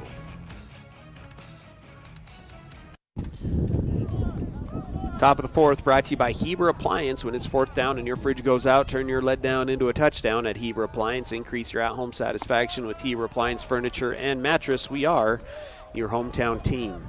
Eddie Lydiard, left fielder senior, comes up to the plate, ground out at the second baseman, walked and scored, and now has a 3-0 count. Bridger Shaw still on the mound here for Wasatch. Saw Nick Reininger get loose in the bullpen for the duration of the third inning. The 3-0 misses as well, so a 4-pitch walk, and Springville once again has a runner on. It's walk number 4 on the day for Bridger. We are at the top of the order for Springville to bring up Caden Tingy, senior second baseman, and then Easton Van Sickle, the number 3 hitter, playing right field. Tingy 0 for 2, struck out looking and popped out to the right fielder. Yeah, a bit uncharacteristic for Bridger in this game, Tyler, and everyone has off games every once in a while, but definitely has walked more than we've grown accustomed to seeing over the course of the season. Came to this game with only 11 walks on the year in his 4 appearances. Now already 4 in this game. It's just a little bit out of character for Bridger. Pickoff move not in time. Lydiard taking an okay lead over his second base. Shaw, a couple of looks, delivers out of the stretch. It's going to be a ground ball through the 5-6 hole. Dahl was playing pretty tight over there at third base, and they're able to sneak another hit. That's hit number 7 on the day for Springville. And they have runners on first and second with nobody out. Yeah, Springville just doing a good job with where the Wasatch defense is showing them they're going to play. Wasatch was anticipating a bunt, Tyler, and Springville didn't go bunt. They swung away, and Dahl was in anticipating that bunt, and if he's back a step or two, that's going to be a double play. But letting him swing away when you're expecting a bunt, and all of a sudden that turned into a hit. It's going to earn a trip to the mound again by Mirror Lake Station from Coach McCoy. Don't see a change in pitching. Just kind of want to talk about defensive strategy here with runners on first and second. Wasatch trailing 6-5, trying to keep this one close here in the top of the fourth. Well, it takes one good ground ball, Ty, to turn this inning. Bring up the number 3 hitter, Easton Van Sickle, walked and singled that brought in 2 runs in his last at bat. Would not be surprised to see them try to lay down a bunt in this spot, though, Ty. Seeing they get 2 runners in scoring position with less than 2 outs.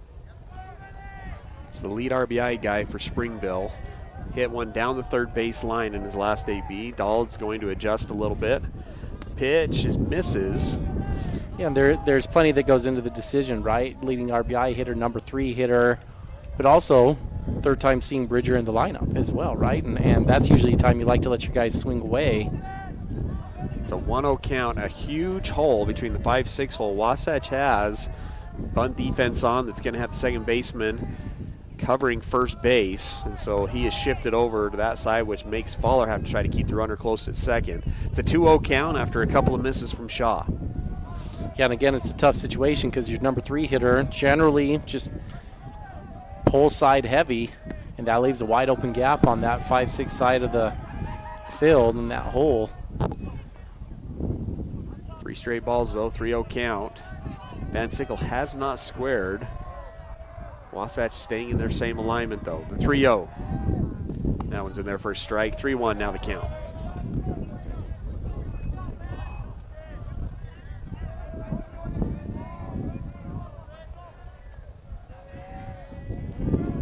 Shaw sets, takes 2 looks, delivers the 3-1, misses. That'll be walk number 2 of the inning. Wasatch still nobody out, and the bases are now loaded. And I think that's going to bring a pitching change. We'll go ahead and take a break. Wasatch trailing 6-5 and in trouble. Springville, bases loaded, nobody away. Hey Wasatch, it's Nicole with Mountain Refined. We are so excited to be supporting our local teams and all the sports that you guys are into. We wanted you to know a little piece of what we have. You can come on down, grab teacher gifts, protein powder, and even rent that tuxedo for junior prom. Did you guys know that? Shop local and support us. We love being a part of this community. Go Wasatch, 480 North Main Street, right here in Heber. You'll always find the best deals and expert service at your local Napa Auto Parts store. We offer expert service in helping you find the parts you're looking for your current project, as well as Milwaukee tools. We can also help you with most motorsport, RV, and vehicle battery needs at your local Napa Auto Parts store in Heber City.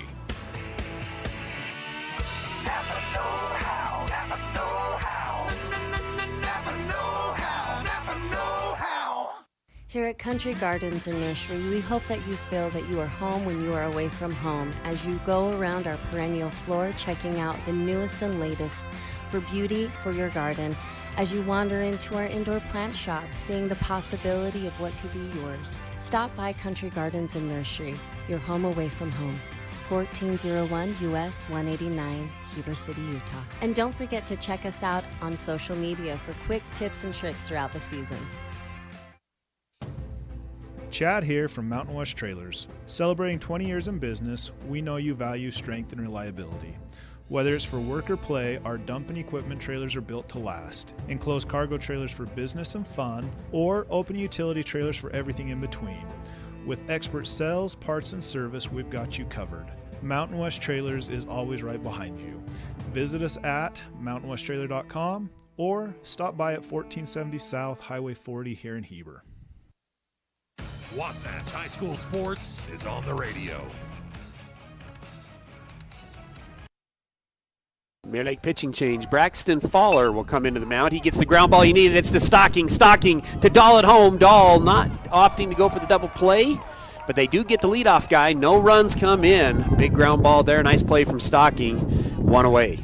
I like everything about that, Tyler. Kyron did not rush that throw home. He wanted to make sure that he put the ball on target, knew he had time, and Dahl eating that ball is also the right decision, Ty. If he doesn't feel like he's got the angle or it's going to be bang-bang, just live to play another one, another ground ball. You can turn it and get out of this inning without giving up another run. And so that's a good decision there from Dahl at the catching position. Strike one as it is Torres who comes up to the plate. Has an RBI single on the game. Did strike out looking in his last at bat. Wasatch now playing double play depth up the middle. Corner still playing in front of the runners on first and third. Fowler on the season, 12 innings pitched, a 2.33 ERA. 9 strikeouts to only 2 walks. That one gets the outside corner. 1-2 now the count. And maybe try to work out there another ball length outside, Tyler, and see if you can get Torres to chase after that. Maybe punch one into the ground. Base is still loaded. The 1-2 goes to the off speed. It's elevated to shallow left field. Shortstop Salmon will actually come over and make the play. Nice play from the sophomore Salmon. No runs come in. And now Wasatch with 2 away, trying to work themselves out of a big-time jam with the bases loaded, nobody out. Now have been able to get the last 2. Oh, this is a really nice job from Braxton coming in relief, Ty. Just immediately in the zone, challenging Springville. And now 1 pitch away from getting out of this jam. He's going to bring up Hugh Red, grounded out to the second baseman, and then singled to left field and scored in his last at bat. He'll take ball 1. Fowler working out of the stretch. No balls, 1 strike. The pitch swung on, fouled off. 1-1 now the count. Way out in front of that pitch, Ty. I think if you're Braxton, that gives you some options here that you can play around with. An off-speed pitch on the outer half, a changeup. There are some things that you can do here, I think, to make this interesting. The 1-1 goes to the off-speed. It's elevated to foul territory on the first base side. Mahoney slides, not able to make the play. You can see there the hitter trying to make the adjustment there too, Ty. And this is one of their nicer players in red. Red's their leading pitcher on the mound, Ty. We saw him last year as one of their underclassmen, a sophomore into the game. He's a nice player. You see he's trying to make the adjustments knowing he was ahead of that one, but still the timing was off. The 1-2. Faller delivers, tries to go underneath with the off speed in the dirt, doesn't get him to chase. Dahl smothers it, and we've now got 2 balls, 2 strikes, 2 away. So now the cat and mouse, right? You've gone to a couple off-speed pitches in a row, 2-2 count, bases loaded. Do you go off-speed here, and then if you don't land it, come back with a fastball full count? Do you go fastball? I mean, there's some decisions to be made here. Kind of like the idea to challenge with the fastball type, but curveball's been good for Braxton so far in this inning. 2-2. Faller comes set, working out of the stretch, trying to work out of a jam. One look, delivers the 2-2. Swung on, and it's elevated to right field. That's going to be another 2-out base knock. 1 run comes in, 2 runs come in, 3 runs are going to try to score. It's a 2-out, 2-3 RBI double for Red. And Springville breaks it open, scores 3, and now has a 4-run lead. Well, he did just enough. Tyler got that ball out there. Again, it's not very sharply hit. That ball kind of fell in just beyond the first base side of the dirt and then just died out there. Bluth had a long way to go for it. So it's going to look pretty in the book as an RBI double that clears the bases loaded. But really, that ball was not struck well again. It just found the grass that was out there.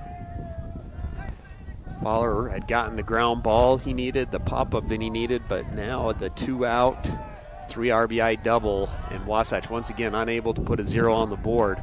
It's now 9-5, Springville leads. Runner on second. It's going to bring up the catcher, Preston Hansen, who's had a nice day at the plate. Single through the 3-4 hole and scored in his first at-bat, and then had an RBI double in his last at-bat down the right field side. Both hits have been to the right side of the infield. He'll take ball 1. Faller, pickoff move, not in time. Stalking there at second base. 1 ball, no strikes.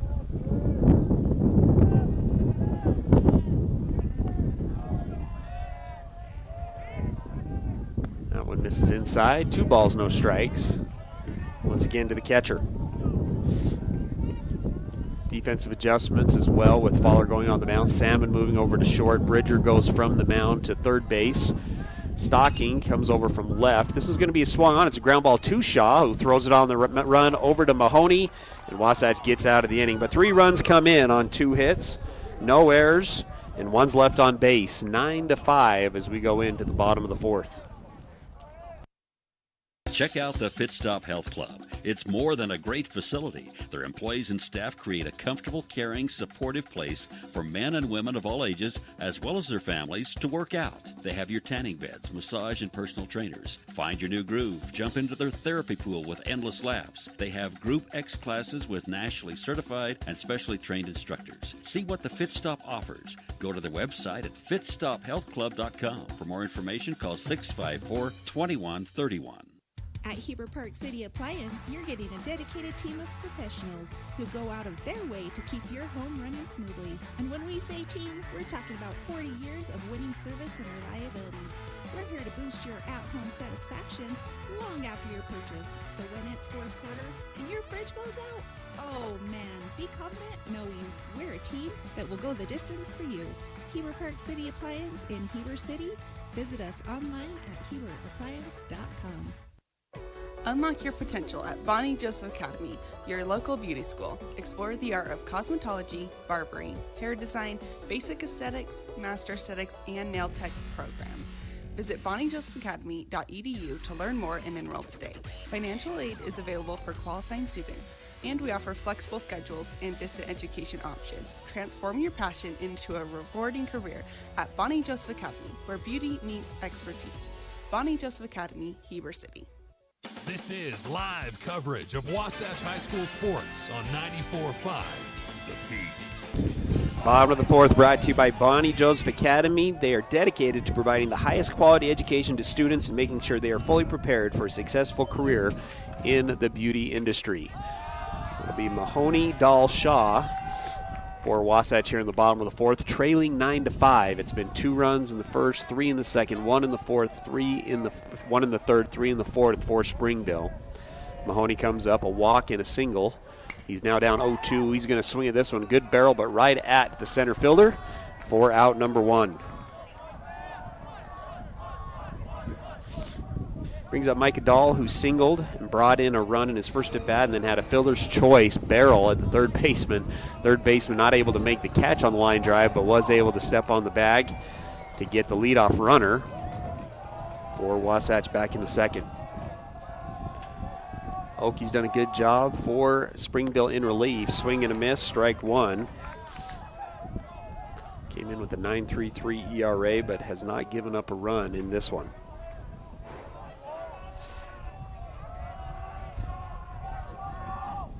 That one misses low, but 1-1 now the count. Came in with the bases loaded, was able to get the ground out. They gave up a hit in the last one, but not given up a run yet. The 1-1.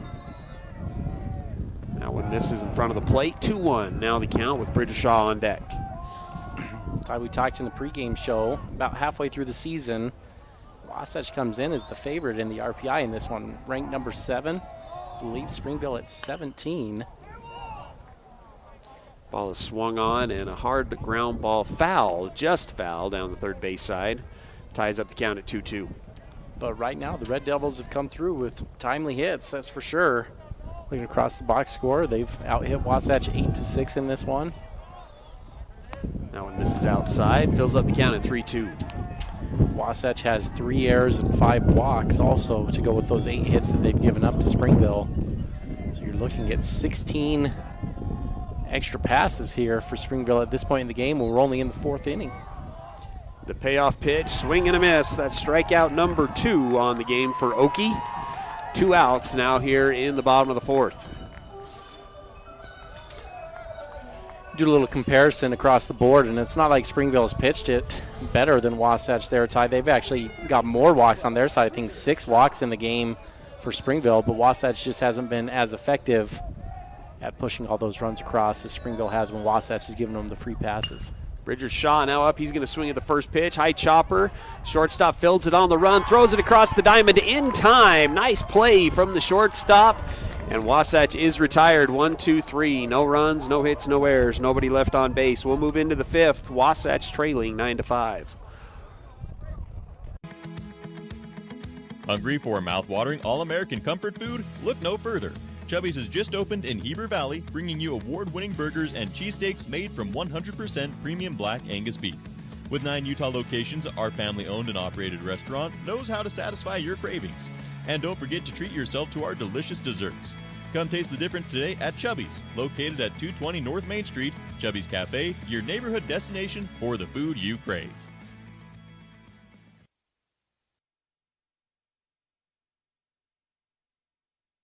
Hi, this is Kendall Crittenden, Wasatch County Council member and a member of the Caring Community Coalition. Did you know that kids are at a greater risk of experimenting with alcohol and drugs between the hours of 3 and 6 p.m.? Many parents are still at work this time of day. Check in with your kids. Find out where your kids will be, who they'll be with, and what they will be doing. Brought to you by Wasatch Behavioral Health and the Caring Community Coalition. It's game time! Let's do it! Ready? Wasatch High School Sports on the radio with Ty and Ty on 94.5 The Beat. 5th inning brought to you by Guild Mortgage. As a Guild Mortgage loan officer, Tom Stone is committed to helping his clients understand their options for real estate financing and assisting them to make solid home loan decisions that meet their needs. Fowler will stay on the mound facing 8-9-1. This one's off the end of the bat. Fowler off the mound, fields it cleanly, throws it across to Mahoney. 1 away here in the top of the 5th. That was Ludvinson, and now we got Brooks Child, and then back up to the top of the order to Lydiard. Child just with a great play at shortstop. Sliding stop up the middle, got to his feet, threw out Shaw at first. He comes in, a walk, and scored in his first at bat. Popped out to the shortstop in his second at bat. That one misses low and away for ball 1.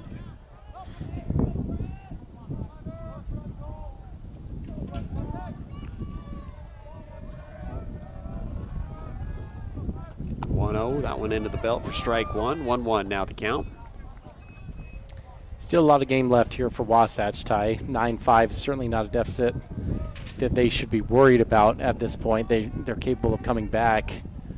But the trend here that's interesting is Springville, the last couple innings, have found a way to throw more strikes, and Wasatch has struggled to get runs across the board. The first 1-2-3 inning, last inning, and then missed a chance with the bases loaded there in the top or the bottom of the third.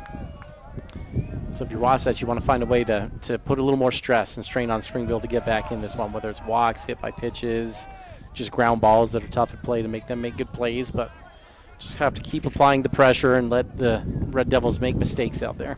Comes back with the fastball, 2-2 now the count. Follower again working out of the stretch. Goes back to the off speed, gets him to chase. It's in the dirt. Dahl picks it up, goes inside, throws it down to Mahoney for the second out of the inning. That's Braxton Faller's first strikeout of the day. First Gravity Coalition strikeout for Faller. And Braxton's been great so far coming in relief. 1.2 innings pitched, only 20 pitches, Tyler. And just kind of moving through the lineup with ease right now. It's going to bring us to the top of the order at bat number 4 for Lydiard. Grounded out, but then drew 2 walks. Walk in his second and third at bats and scored after getting on base in both of those. First pitch misses outside for ball 1. Infield shaded a little bit to the right-hand side. Second pitch misses low and inside for ball 2. 2-0 now the count.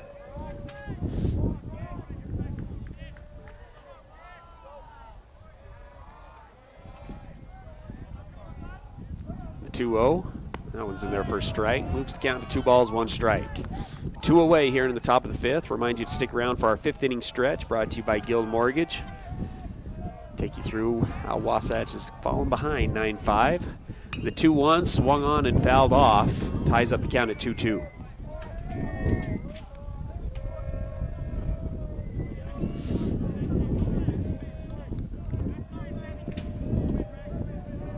Faller comes set. Lydiard, left-hander in the box. Swing and a miss, strike 3. That's strikeout number 2. Back-to-back strikeouts for Faller. Brought to you by Gravity Coalition.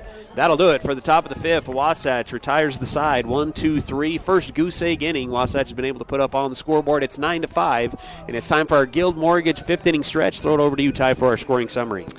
Well, Ty, you started off there by saying that's the first goose egg inning. Springville has applied pressure every inning. 2 runs in the first, 3 runs in the second, 1 run in the third, and 3 runs in the fourth before getting shut out in the 5th. It's turned into 9 runs for the Red Devils. Wasatch was following a similar trend, 1 run in the first, then 4 in the second. Had a threat in the bottom of the third, bases loaded with only 1 out, but they went down without scoring a run. Strikeout and then a fly out ended the threat, and then Wasatch went down 1-2-3 in the bottom of the 4th. So the Wasps are stuck on those 5 runs, making it 9-5 heading into the bottom of the 5th. Springville has 8 hits on the day with 9 runs on the board, and obviously, Ty, when you've got more runs than hits, something has not gone well. Wasatch with 3 fielding errors, which have helped contribute to those runs on the board, and then 5 walks on the day for the Wasatch pitching staff has been less than ideal. Springville, though, 6 walks from their pitching staff, Tyler, in 4 innings pitched, but Wasatch just has not been able to push across as many runs with those free passes. Springville has played a clean game, though, in the field. 0 errors on the board for the Red Devils, and they've made plays when they needed to. And really the difference, Ty, bottom of the 3rd inning, Wasatch bases loaded, 1 out, and then they go Brown and Faller, both come up empty. That's your 432 and 409 batting average coming into that. 2 guys you want up, and they just simply didn't come through for Wasatch. Then you go to the top of the 4th right after. Springville, bases loaded, 2 outs, and Red gets a bases clearing double that made the difference in the game at this point. Blake Sweat, who is 0 for 2 today, he starts off the 5th with a single, gets by the left fielder. I think, Ty, would call that a double. That was a pinball double. That ball got by the left fielder, but it was because you get no water on this outfield, and it was bouncing all over the place. Leadoff double, that will help Wasatch. Scoring summary brought to you by the Gordon Law Group, your full-service local law firm who invests in their clients the best knowledge and experience needed for all areas of the law. We've seen that a lot today. When the ball hits the outfield, Tyler, it's all over the place out there. Outfielders are having a heck of a time. The grass was just mowed yesterday. Coach Sweat was out here cutting it down, and so it's a thin grass. The ball's running more, but the field is not level. The grass is not growing in, and so the ball's just jumping all around out there in the outfield. He's going to bring up Jack Salmon. Sam Pinter is set to pinch run here for Blake Sweat. Again, dealing with that knee injury, was able to get the double. Now they'll bring in a runner. Salmon will take ball one, walked and scored in his first at bat, grounded out to the second baseman in his second at bat. Eddie Bluth on deck, who's 2 for 2 today.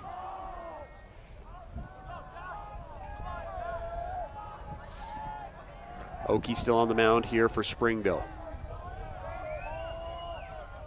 Salmon in on the right-handed batter's box. Swung on, elevated. That's going to get foul for strike one. 1-1 the count.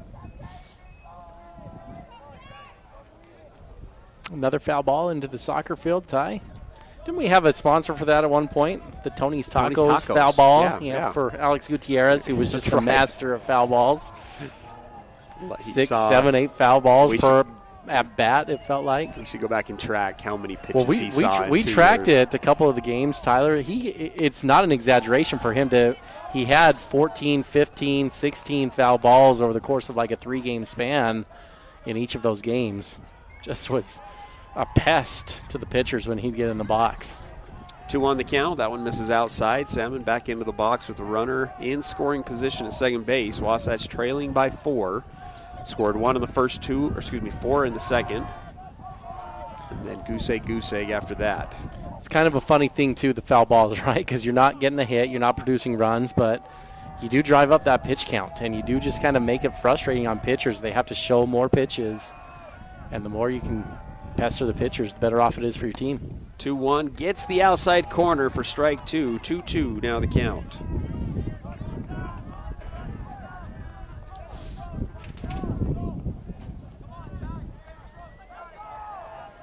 Sophomore up here for Wasatch. Salmon and then Eddie Bluth on deck. The 2-2, nobody out. Swung on, elevated, high, in foul territory. First baseman's going to come up, and, nice play from Torres. Nope. Oh, didn't make the play. Made it down, yeah. I didn't see the ball pop up. Took a weird spin, Ty. Apologize. Still 2-2 count. Pole here, this kind of pesky pole in your way, and it was chaos over there. It's right over by where Bluth was standing in the on-deck box. First baseman, catcher coming at him, and the wind swirling it a little bit. Just a tough play for the first baseman to come get it. Keeps count at 2-2. Okie, 2 looks. A good lead from Pinter at second. That one's going to bounce. Pinter decides to stay at second base. Down 4. Don't want to get too aggressive with the runner in scoring position. Nobody out. Well, speaking of good at-bats, this is a great one here from Jack. See if he can finish, find his way on. This will be pitch number 7 of the at-bat. 3 balls, 2 strikes. Pinter takes his lead at second base. It's a double look once again. The payoff pitch is delivered, and this one is swung on. It's a single to the right field side. Back-to-back hits for Wasatch to start off here in the 5th. And Wasatch has runners on the corners for, once again, Eddie Bluth, who's 2 for 2 today. Well, that's the type of a bat that just gets you really excited for the future that Jack Salmon has here at Wasatch, Tyler. He's got a great glove in the field. Seen him play a really clean middle infield today. But that's an excellent at-bat there as he battled his way all the way through, saw a lot of pitches. And with the lefty, you don't want your young player to try to do too much, trying to pull the ball to the left side. Jack's got such a good inside-out swing. He stays up the middle. That ball tailing away from him, he's able to just drive a solid line drive out to right field. Again, Bluth 2 for 2. Little lefty-lefty matchup here between Okie and Bluth. He'll take the first pitch. He's been aggressive. Swung on the first pitch in his first at-bat, swung on the second pitch in his second. Now goes up 1-0. Runners on first and third, the pitch. This one swung on, fouled off for strike 1. Kyron Stocking on deck, who's reached base twice with back-to-back walks. 3 out of the 5 runs have been produced here at the 7, 8, 9 spots for Wasatch. Okie sets, Bluth back into the box. On the left-hand side, the 1-1 in the dirt. Salmon will stay, keeps the count at 2-1.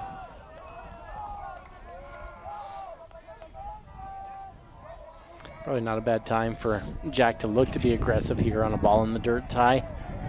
Let's see if he can start getting Springville to throw it around a little bit. 2-1, tries to go inside, misses inside, and it's now a 3-1 count for Bluth. Springville not happy with that ball call. Similar strike call to what they got in the Austin Brown at bat earlier in the game. Not able to get that one. 3-1 the count. Oki, high leg kick, delivers. Bluth, check swing, strike 2. That'll fill up the count at 3 balls, 2 strikes. Yeah, he's tracking that curveball well, though, Tyler. If Oki wants to come back to that here on this one, I think Jack has the eyes for it. Oki, I probably want to mix up the speed here and come back fastball.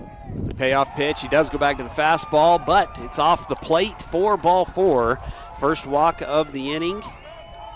That's walk number 7 now for the Springville staff, and that's going to bring a trip to the mound from the pitching coach for Springville. Bases loaded, nobody out.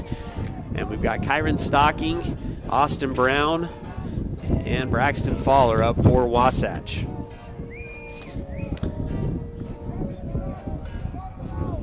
Intrigued to see how Springville wants to handle this, Ty. 3-8 on the year. Wins have been tough to come by. Got a 9-5 lead, top of the lineup waiting on deck. Oki's done a nice job. He worked out of a bases-loaded jam earlier. Yeah, came in with the bases loaded back in the 3rd. And got 2 of Wasatch's best hitters out to get out of the jam, Ty, so he's been really effective. But what they've got waiting in the wings over there is Red, the junior, who's by far their best arm, Ty. 21 innings pitched on the year, leads the team in ERA of about 4. And I know they'd want to save him to start a game later on in the week. But just curious if they get tempted to use him, Ty, if they get into a closed situation, keep him under 35 pitches, and then they could bring him back on a Friday. And that's probably what the Springville coaches are hoping to make it to, is get to the 7th and let Red shut it down. Bases loaded. Kyron Stocking comes up to the plate. 2 walks on the day for Stocking. First pitch of the 8-bat is swung on foul into the dugout of Wasatch for strike 1.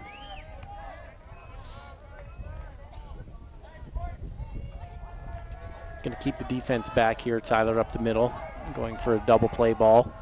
Would surrender that run on 3rd for double play. Corners are playing in.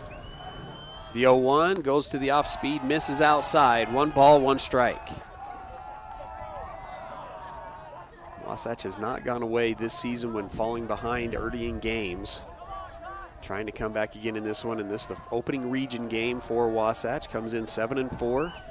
Number 7 in the RPI standings. This was going to be swung on into the Bermuda Triangle on the right field line. Right fielder coming up, slides, can't make the play, and they're going to call a foul ball. What? Are they? Oh, I'm not sure where the one umpire's looks like he's dancing out there the way he's waving those hands. Yeah, you are right, Ty. They're going to signal the foul. 1-2 the count. It was a diving attempt from the right fielder, not able to come up with it. Coach McCoy wants to just ask a question.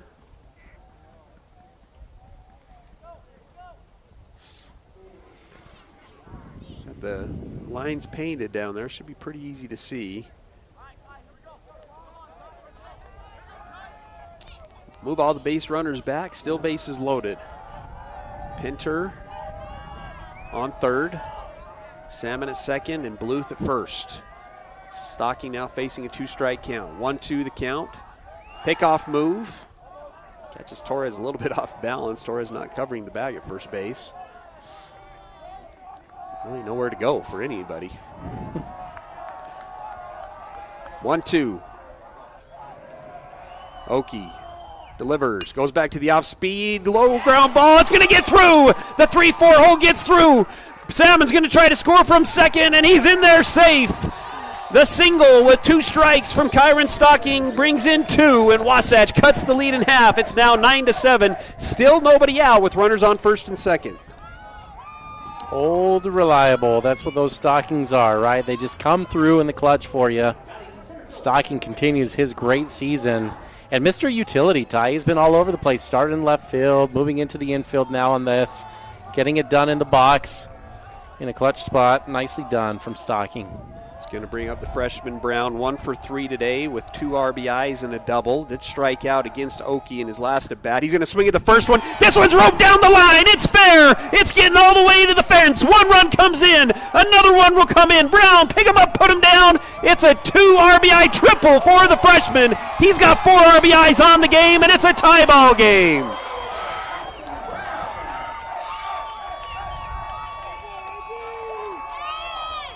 He's been getting that bat head out and letting it eat today, hasn't he, Ty? He's been ripping the ball to that right side of the field, just abusing these infielders who have no chance at it.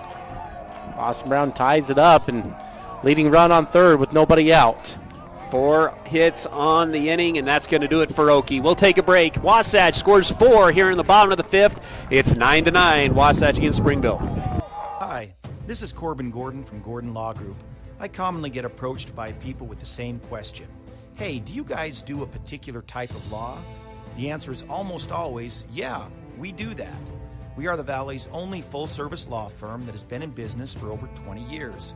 We have 5 experienced attorneys who do estate work, litigation, business formation, real estate, water law, divorce, criminal defense, and many others.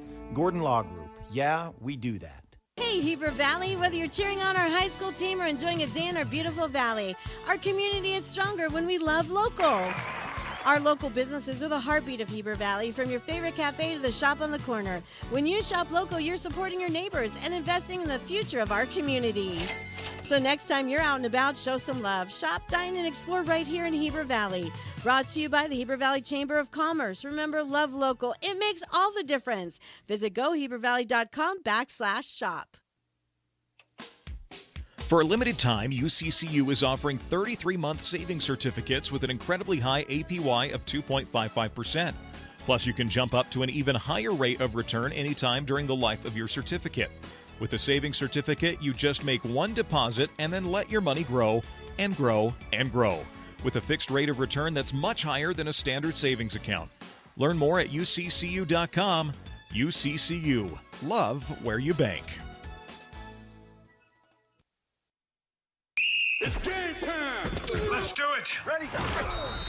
Wasatch High School Sports on the radio with Ty and Ty on 94.5 The Beat. Another pitching change brought to you by Mirror Lake Station. Jack Everett will come onto the mound. 4.5 ERA, 4 2/3 innings pitched on the season. 5 walks, 5 Ks for the right-hander. Austin Brown on third base. Still nobody out here in the bottom of the 5th.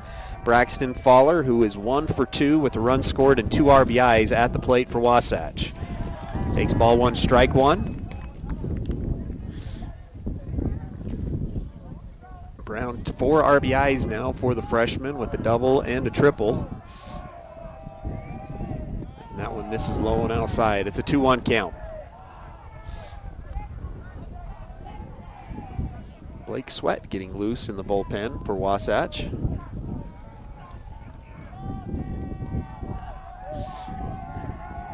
The 2-1 misses high, moves down to 3-1.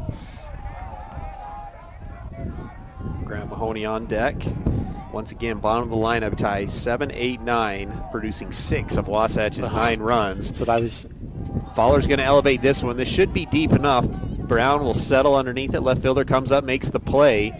The throw into the home plate is not going to be in time. The sacrifice fly, RBI. 3 RBIs now for Fowler on the day, and Wasatch takes their first lead of the game at 10-9.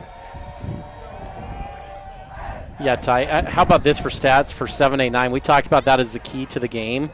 6 runs scored by 7-8-9, 5 hits, 3 base on balls. They're 5 for 5 in the game. 5 for 5, 3 walks, 6 runs. I mean, this group is coming through yet again for Wasatch. It's going to bring up Grant Mahoney with nobody on. Wasatch able to score all 5 base runners so far. See if they can start back up the inning. 1 away, Mahoney 1 for 2 on the day, singled through the 5-6 hole. Walked in his first at bat. That one's in there for strike 1. 1-1 now the count. Had a good barrel in his last at bat, fly out to center field. 1-1. This one's going to be a hard ground ball to third baseman. Bobbles, throws it across the diamond in time for the second out of the inning.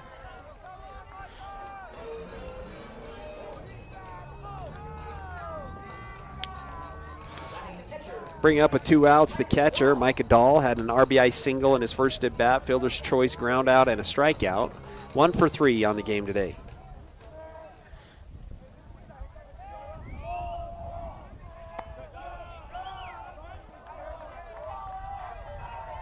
What a luxury for Coach McCoy, Ty. I just don't think you can say enough about the bottom half of this lineup for Wasatch.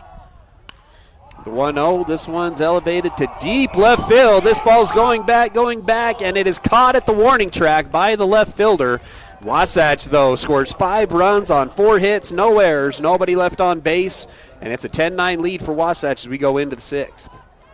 Big O Tires in Heber is your one-stop shop for tires and service. What was once Point S is now Big O Tires. Same service, but different name. We're locally owned and operated and want to help you get your vehicle ready to road trip this summer. Stop in for all your name brand tires, oil changes, alignments, brakes, batteries, shocks, struts, and a whole lot more. Plus, Big O Tires offers financing options to fit any budget or any situation. Visit us today. Big O Tires, the team you trust.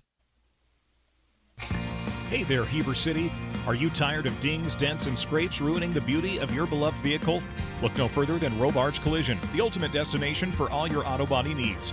At Robards Collision, they've been offering top-notch collision repairs and outstanding customer service. Their team of expert technicians is passionate about bringing your car back to its original glory, no matter the size of damage. Their state-of-the-art facility is equipped with cutting-edge technology, ensuring precise and accurate repairs. They handle it all with precision and care.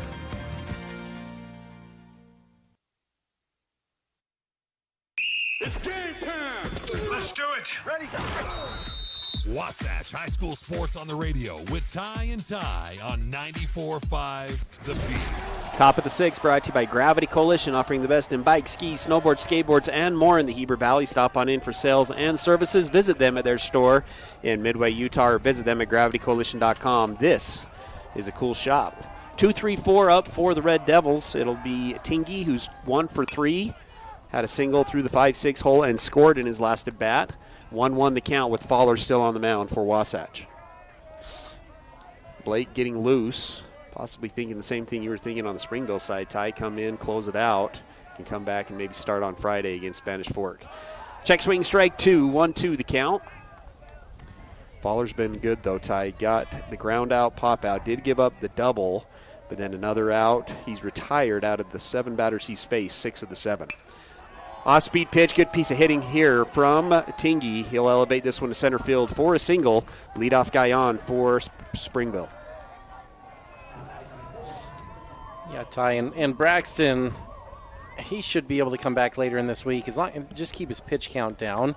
Really, the rules are if you're below 60 pitches, you need a day of rest, and then you can come back a day later. So, but you wouldn't want to put that strain. If Braxton goes about 60 pitches, you don't want to come back on Thursday with him. But he should be able to bounce back this week for Wasatch at some point if they need him. The number 3 hitter, Van Sickle, comes up to the plate. He is 1 for 1 with 2 walks. He scored twice and has produced 2 RBIs on the single to left field back in the 2nd inning. Had himself a nice day at the plate. Pickoff move, not in time.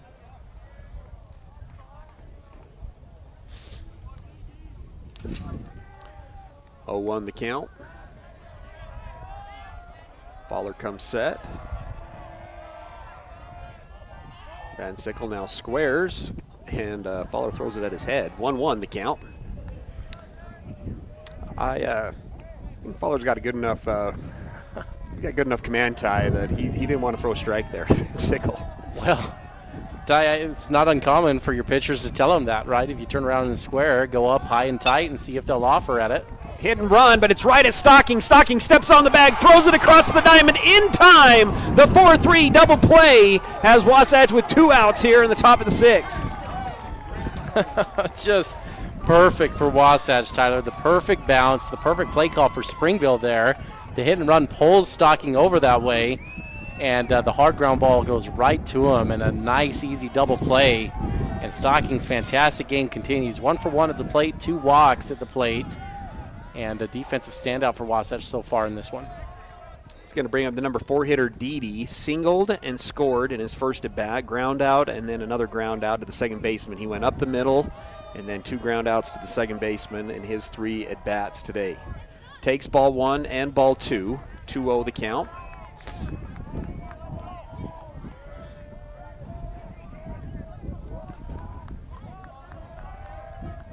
It's 10-9, Wasatch with the lead. Nobody on base. A rare 3-0 count now to Dede.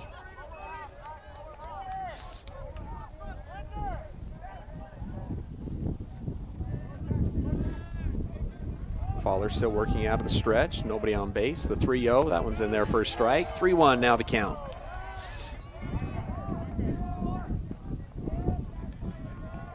Coach McCoy wanting Baller to work quicker. The 3-1. Long pause. The delivery. Swung on, and that's another base knock up the middle for Didi. Big hole up the middle. The ground ball gets through. Second hit of the inning. Springville back with the runner on base will bring up Torres. Had an RBI single in the first inning, struck out, and then popped out to the shortstop.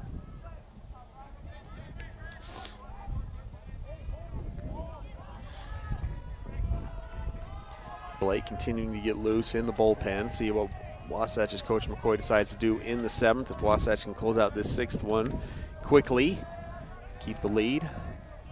Runner's going to go on the first pitch. It's a called strike. Dahl's throw down to second, not in time. Another stolen base here for Springville, and they've got the tying run on second and an 0-1 count at the plate. Well, that's a gutsy steal there, Ty. Good move for Springville. Now 1 hit. Put you right back in this one. It's a 2-look from Fowler. Delivers, swung on. Take a picture, stuck into the backstop. It's an 0-2 count. All that is a $5 bill just stuck up there on that fence. Actually, they're probably $5. what are they, $8 now? You heard? $9 now? Rocking inflation, Ty. Yeah, you're probably in inflation and 2 tariffs. figures. It's probably $12.50 now for a baseball.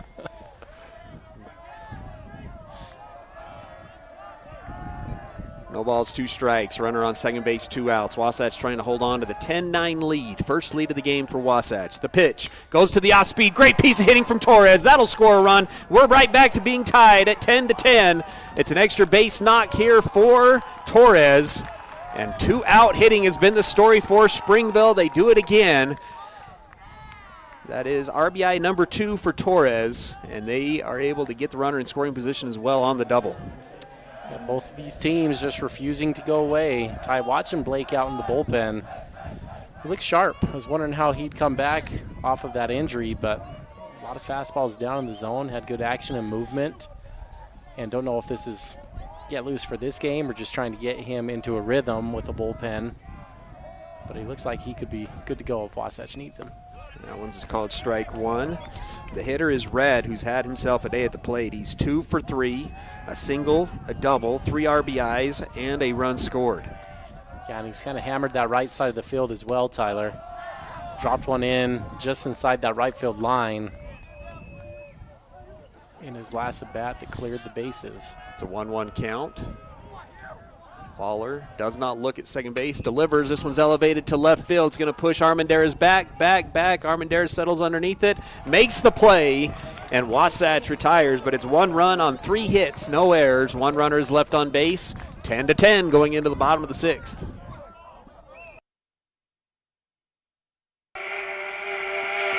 Are you ready for lunch? Well, the Dairy King, home of the train, is serving the best food with friends and family in the Valley and have been the winner of Best of State for 20 years. They've recently been named the best of Utah for their milkshakes. You've got to try their delicious train burger with an Oreo shake. They also have those yummy salads that just hit the spot or a turkey breast sandwich that tickles the taste buds. They've proudly been serving the Heber Valley for 78 years at the Dairy King, home of the train, serving deliciousness daily. Stop in today. We at Guild Mortgage help people build personal wealth through real estate, be it your first home, next home, dream home, or investment property.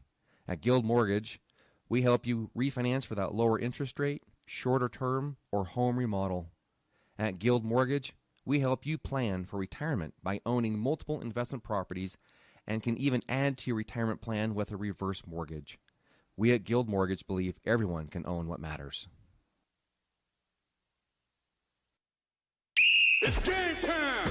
Let's do it! Ready? Wasatch High School Sports on the radio with Ty and Ty on 94.5 The Beat.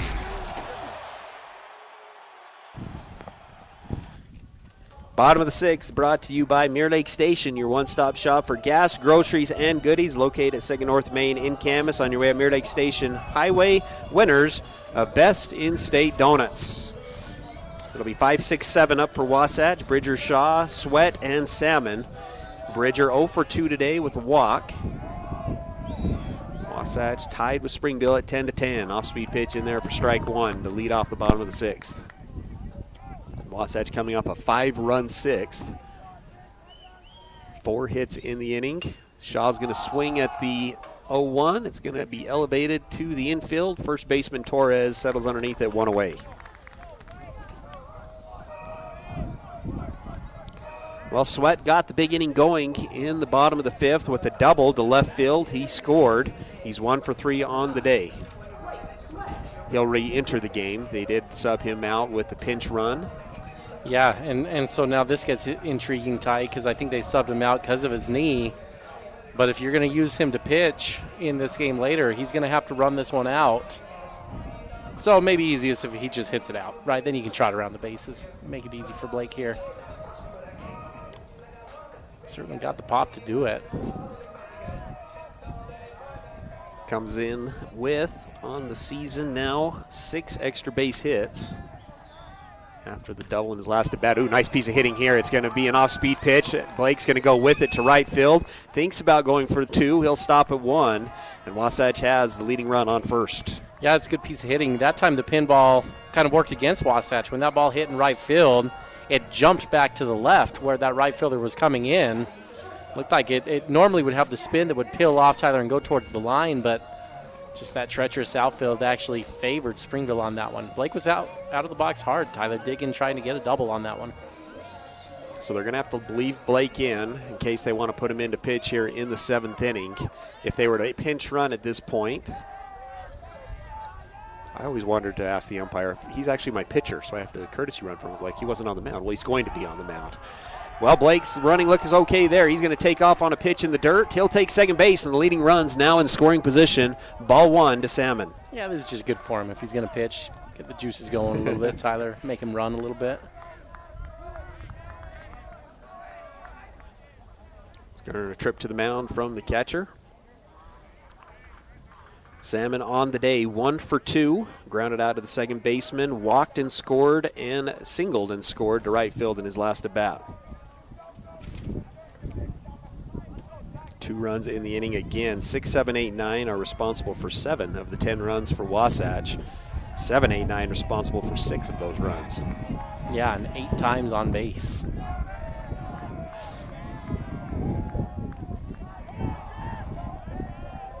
Salmon in the box on the right-hand side, a 1-0 count. High leg kick, steps off the mound.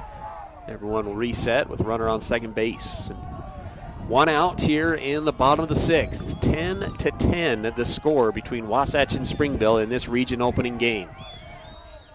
These 2 games will have the same on Thursday at Springville. High chopper eats up the shortstop, and Salmon hustles down the line. He's safe. First error of the game for Springville, and Wasatch has runners on first and third with 1 away. Boy, I got a little nervous at the umpire's technique there, Tyler. Looked like he was stepping to punch him out, and I was about to lose my mind over there because that wasn't even close, and just the way he was going about it looked like he was to punch him out, but just an emphatic safe call is what you saw out there on the diamond. Nice hustle from the sophomore Salmon. It's a high chopper, and the shortstop just did not read the hop. Ate him up, wasn't able to get it across the diamond in time. First and third, 1 away for Wasatch. Leading run on third. Eddie Blue's been great in the box today. Single and scored, single, walk and scored. He's 2 for 2 with 2 runs scored. He'll take ball 1.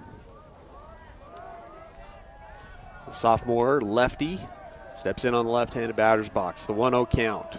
Slide step delivery, low, ball 2.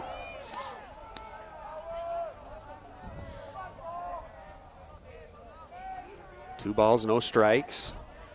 Averett on the mound for Springville. It's their 3rd pitcher that they've thrown on the mound against Wasatch today.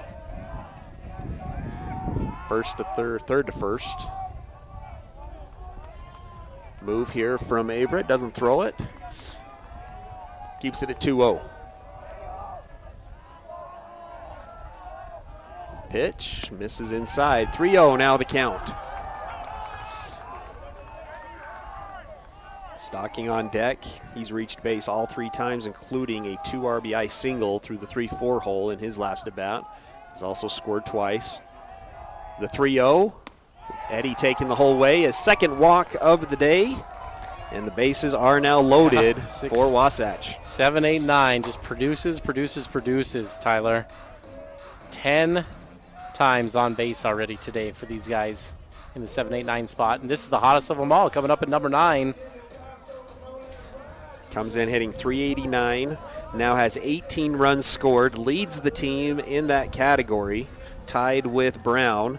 Now has 8 RBIs, a double, and an on-base percentage close to 600.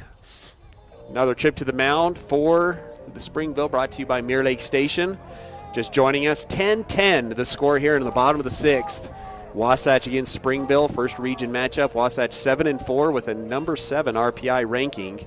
Springville comes into today's game 3-8 with a number 17 RPI ranking.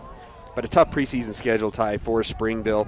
Games, again, their losses include Union, who Wasatch lost to, Dixie, Maple Mountain, who's number 1 in 5A, Riverton, Snow Canyon, and Skyridge. Some of the losses for Springville. They're going to leave Averett in to face off against 9-1 for Wasatch. The senior steps into the plate. That one misses outside for ball 1.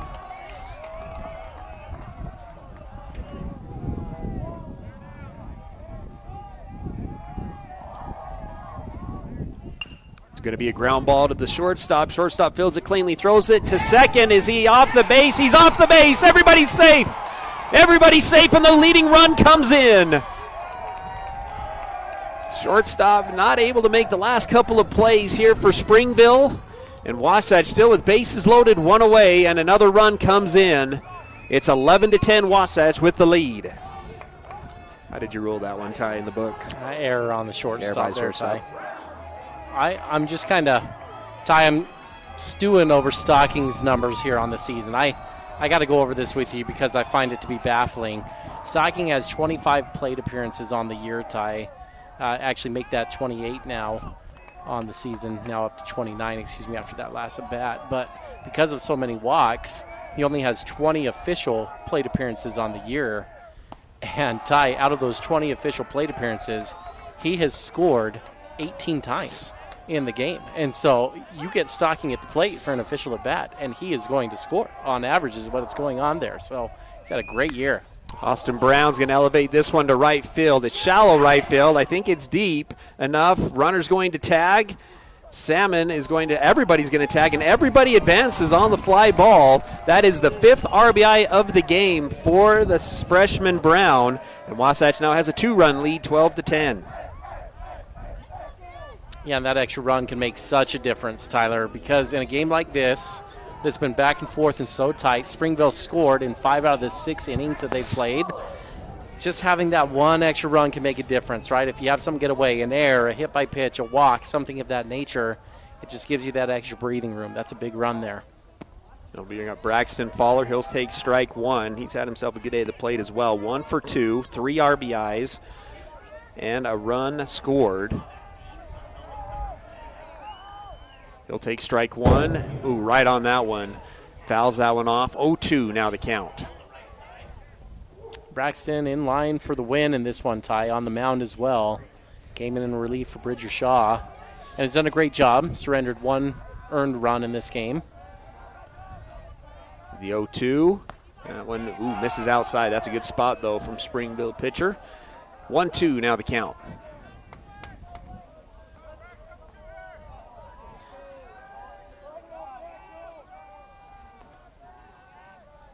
The 1-2 swung on, elevated to left field. Left fielder settles underneath it, makes the play. Wasatch 3 outs away from a region opening win. Wasatch scores 2 runs on 1 hit, 2 errors. 2 are left on base. 12-10 as we go into the 7th. Timberline Ace Hardware is committed to helping their neighbors and their communities, and because they're in the neighborhood, they can deliver almost anything you need. So shop in store or online for whatever your home or yard needs. Choose from top brands like Milwaukee, Stihl, Traeger, and Benjamin Moore. Then pick up in store, curbside, or they'll deliver your order right to your home. Around the block, what you need in stock with people that know how to help. Timberline Ace Hardware, serving the community for over 50 years. Ace is the place with the helpful hardware, folks. Hey Wasatch, it's Nicole with Mountain Refined. We are so excited to be supporting our local teams and all the sports that you guys are into. We wanted you to know a little piece of what we have. You can come on down, grab teacher gifts, protein powder, and even rent that tuxedo for junior prom. Did you guys know that? Shop local and support us. We love being a part of this community. Go Wasatch, 480 North Main Street, right here in Heber. Wasatch High School Sports is on the radio. Seventh inning brought to you by Chubby's, new to the Heber Valley, family-owned and operated, 9 Utah locations using 100% premium Angus beef, your neighborhood destination for the food you crave. 7-8-9 up for Springville, trailing by 2, Wasatch 3 outs away from an opening region victory. Fowler still on the mound. He'll start with the off-speed pitch in there for strike 1. It's Preston Hansen, who has been really good at the plate. 2 for 3, an RBI, a run scored, and a double. Swings at this one, elevates it foul. 0-2 with the count. On the catcher from Springville. I mentioned Springville's been good, Ty's only given up 1 run. Or sorry, Fowler's been good, only given up 1 run. Goes with the off speed. Oh, looked pretty good. Dahl was set up on the outside. Came back inside. Doesn't get the call. 1-2 the count.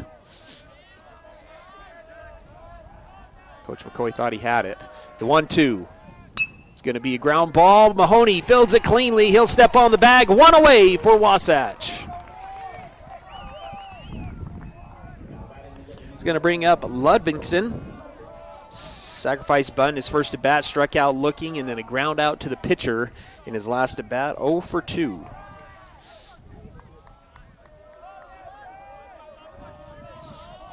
Steps in on the right-hander batter's box. Fowler's swing and a miss, strike 1. Once again goes back to the off speed with the leadoff pitch.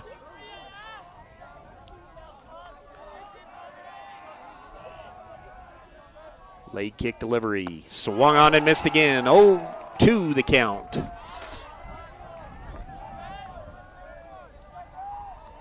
Livingston taking his time, gets back into the box with an 0-2 count. Fowler sets. Delivers the 0-2. Gets a piece of it. Stays alive as it's fouled back to the backstop. Keep the count at 0 balls, 2 strikes. Pretty good spot there from Fowler. Went back inside on the hands, and Ludvigsen just bared. He's able to get a piece of it.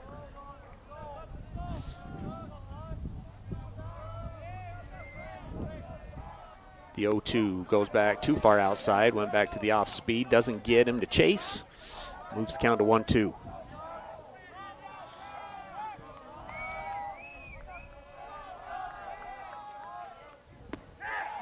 Outside corner, not able to get it. It's too far outside. 2-2 now the count.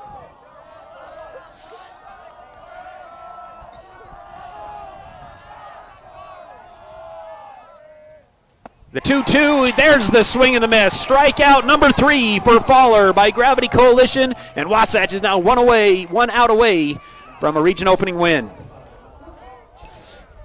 Well, going to have to go through the best hitter of Springville to get there. Child comes in at .391 batting average into this game, Ty. 0 for 2 today. Popped out of the shortstop, struck out, did walk in his first at bat, and scored. Elevates this one for ball 1. 1-0 the count. Top of the order on deck.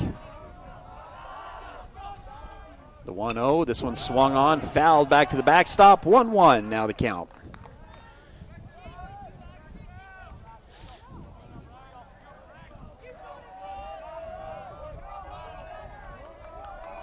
One ball, 1 strike. Fowler sets. Child in the box on the right-hand side. The 1-1. Check swing on the inside. Did he go? No, he didn't. 2 balls, 1 strike to count.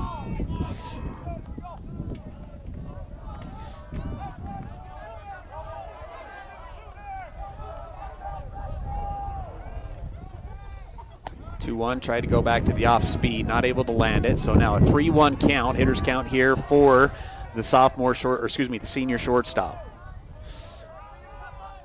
Wasatch playing him straight up. Brown shaded a little bit to the left-hand side in center field. Nice pitch on the 3-1, fills it up.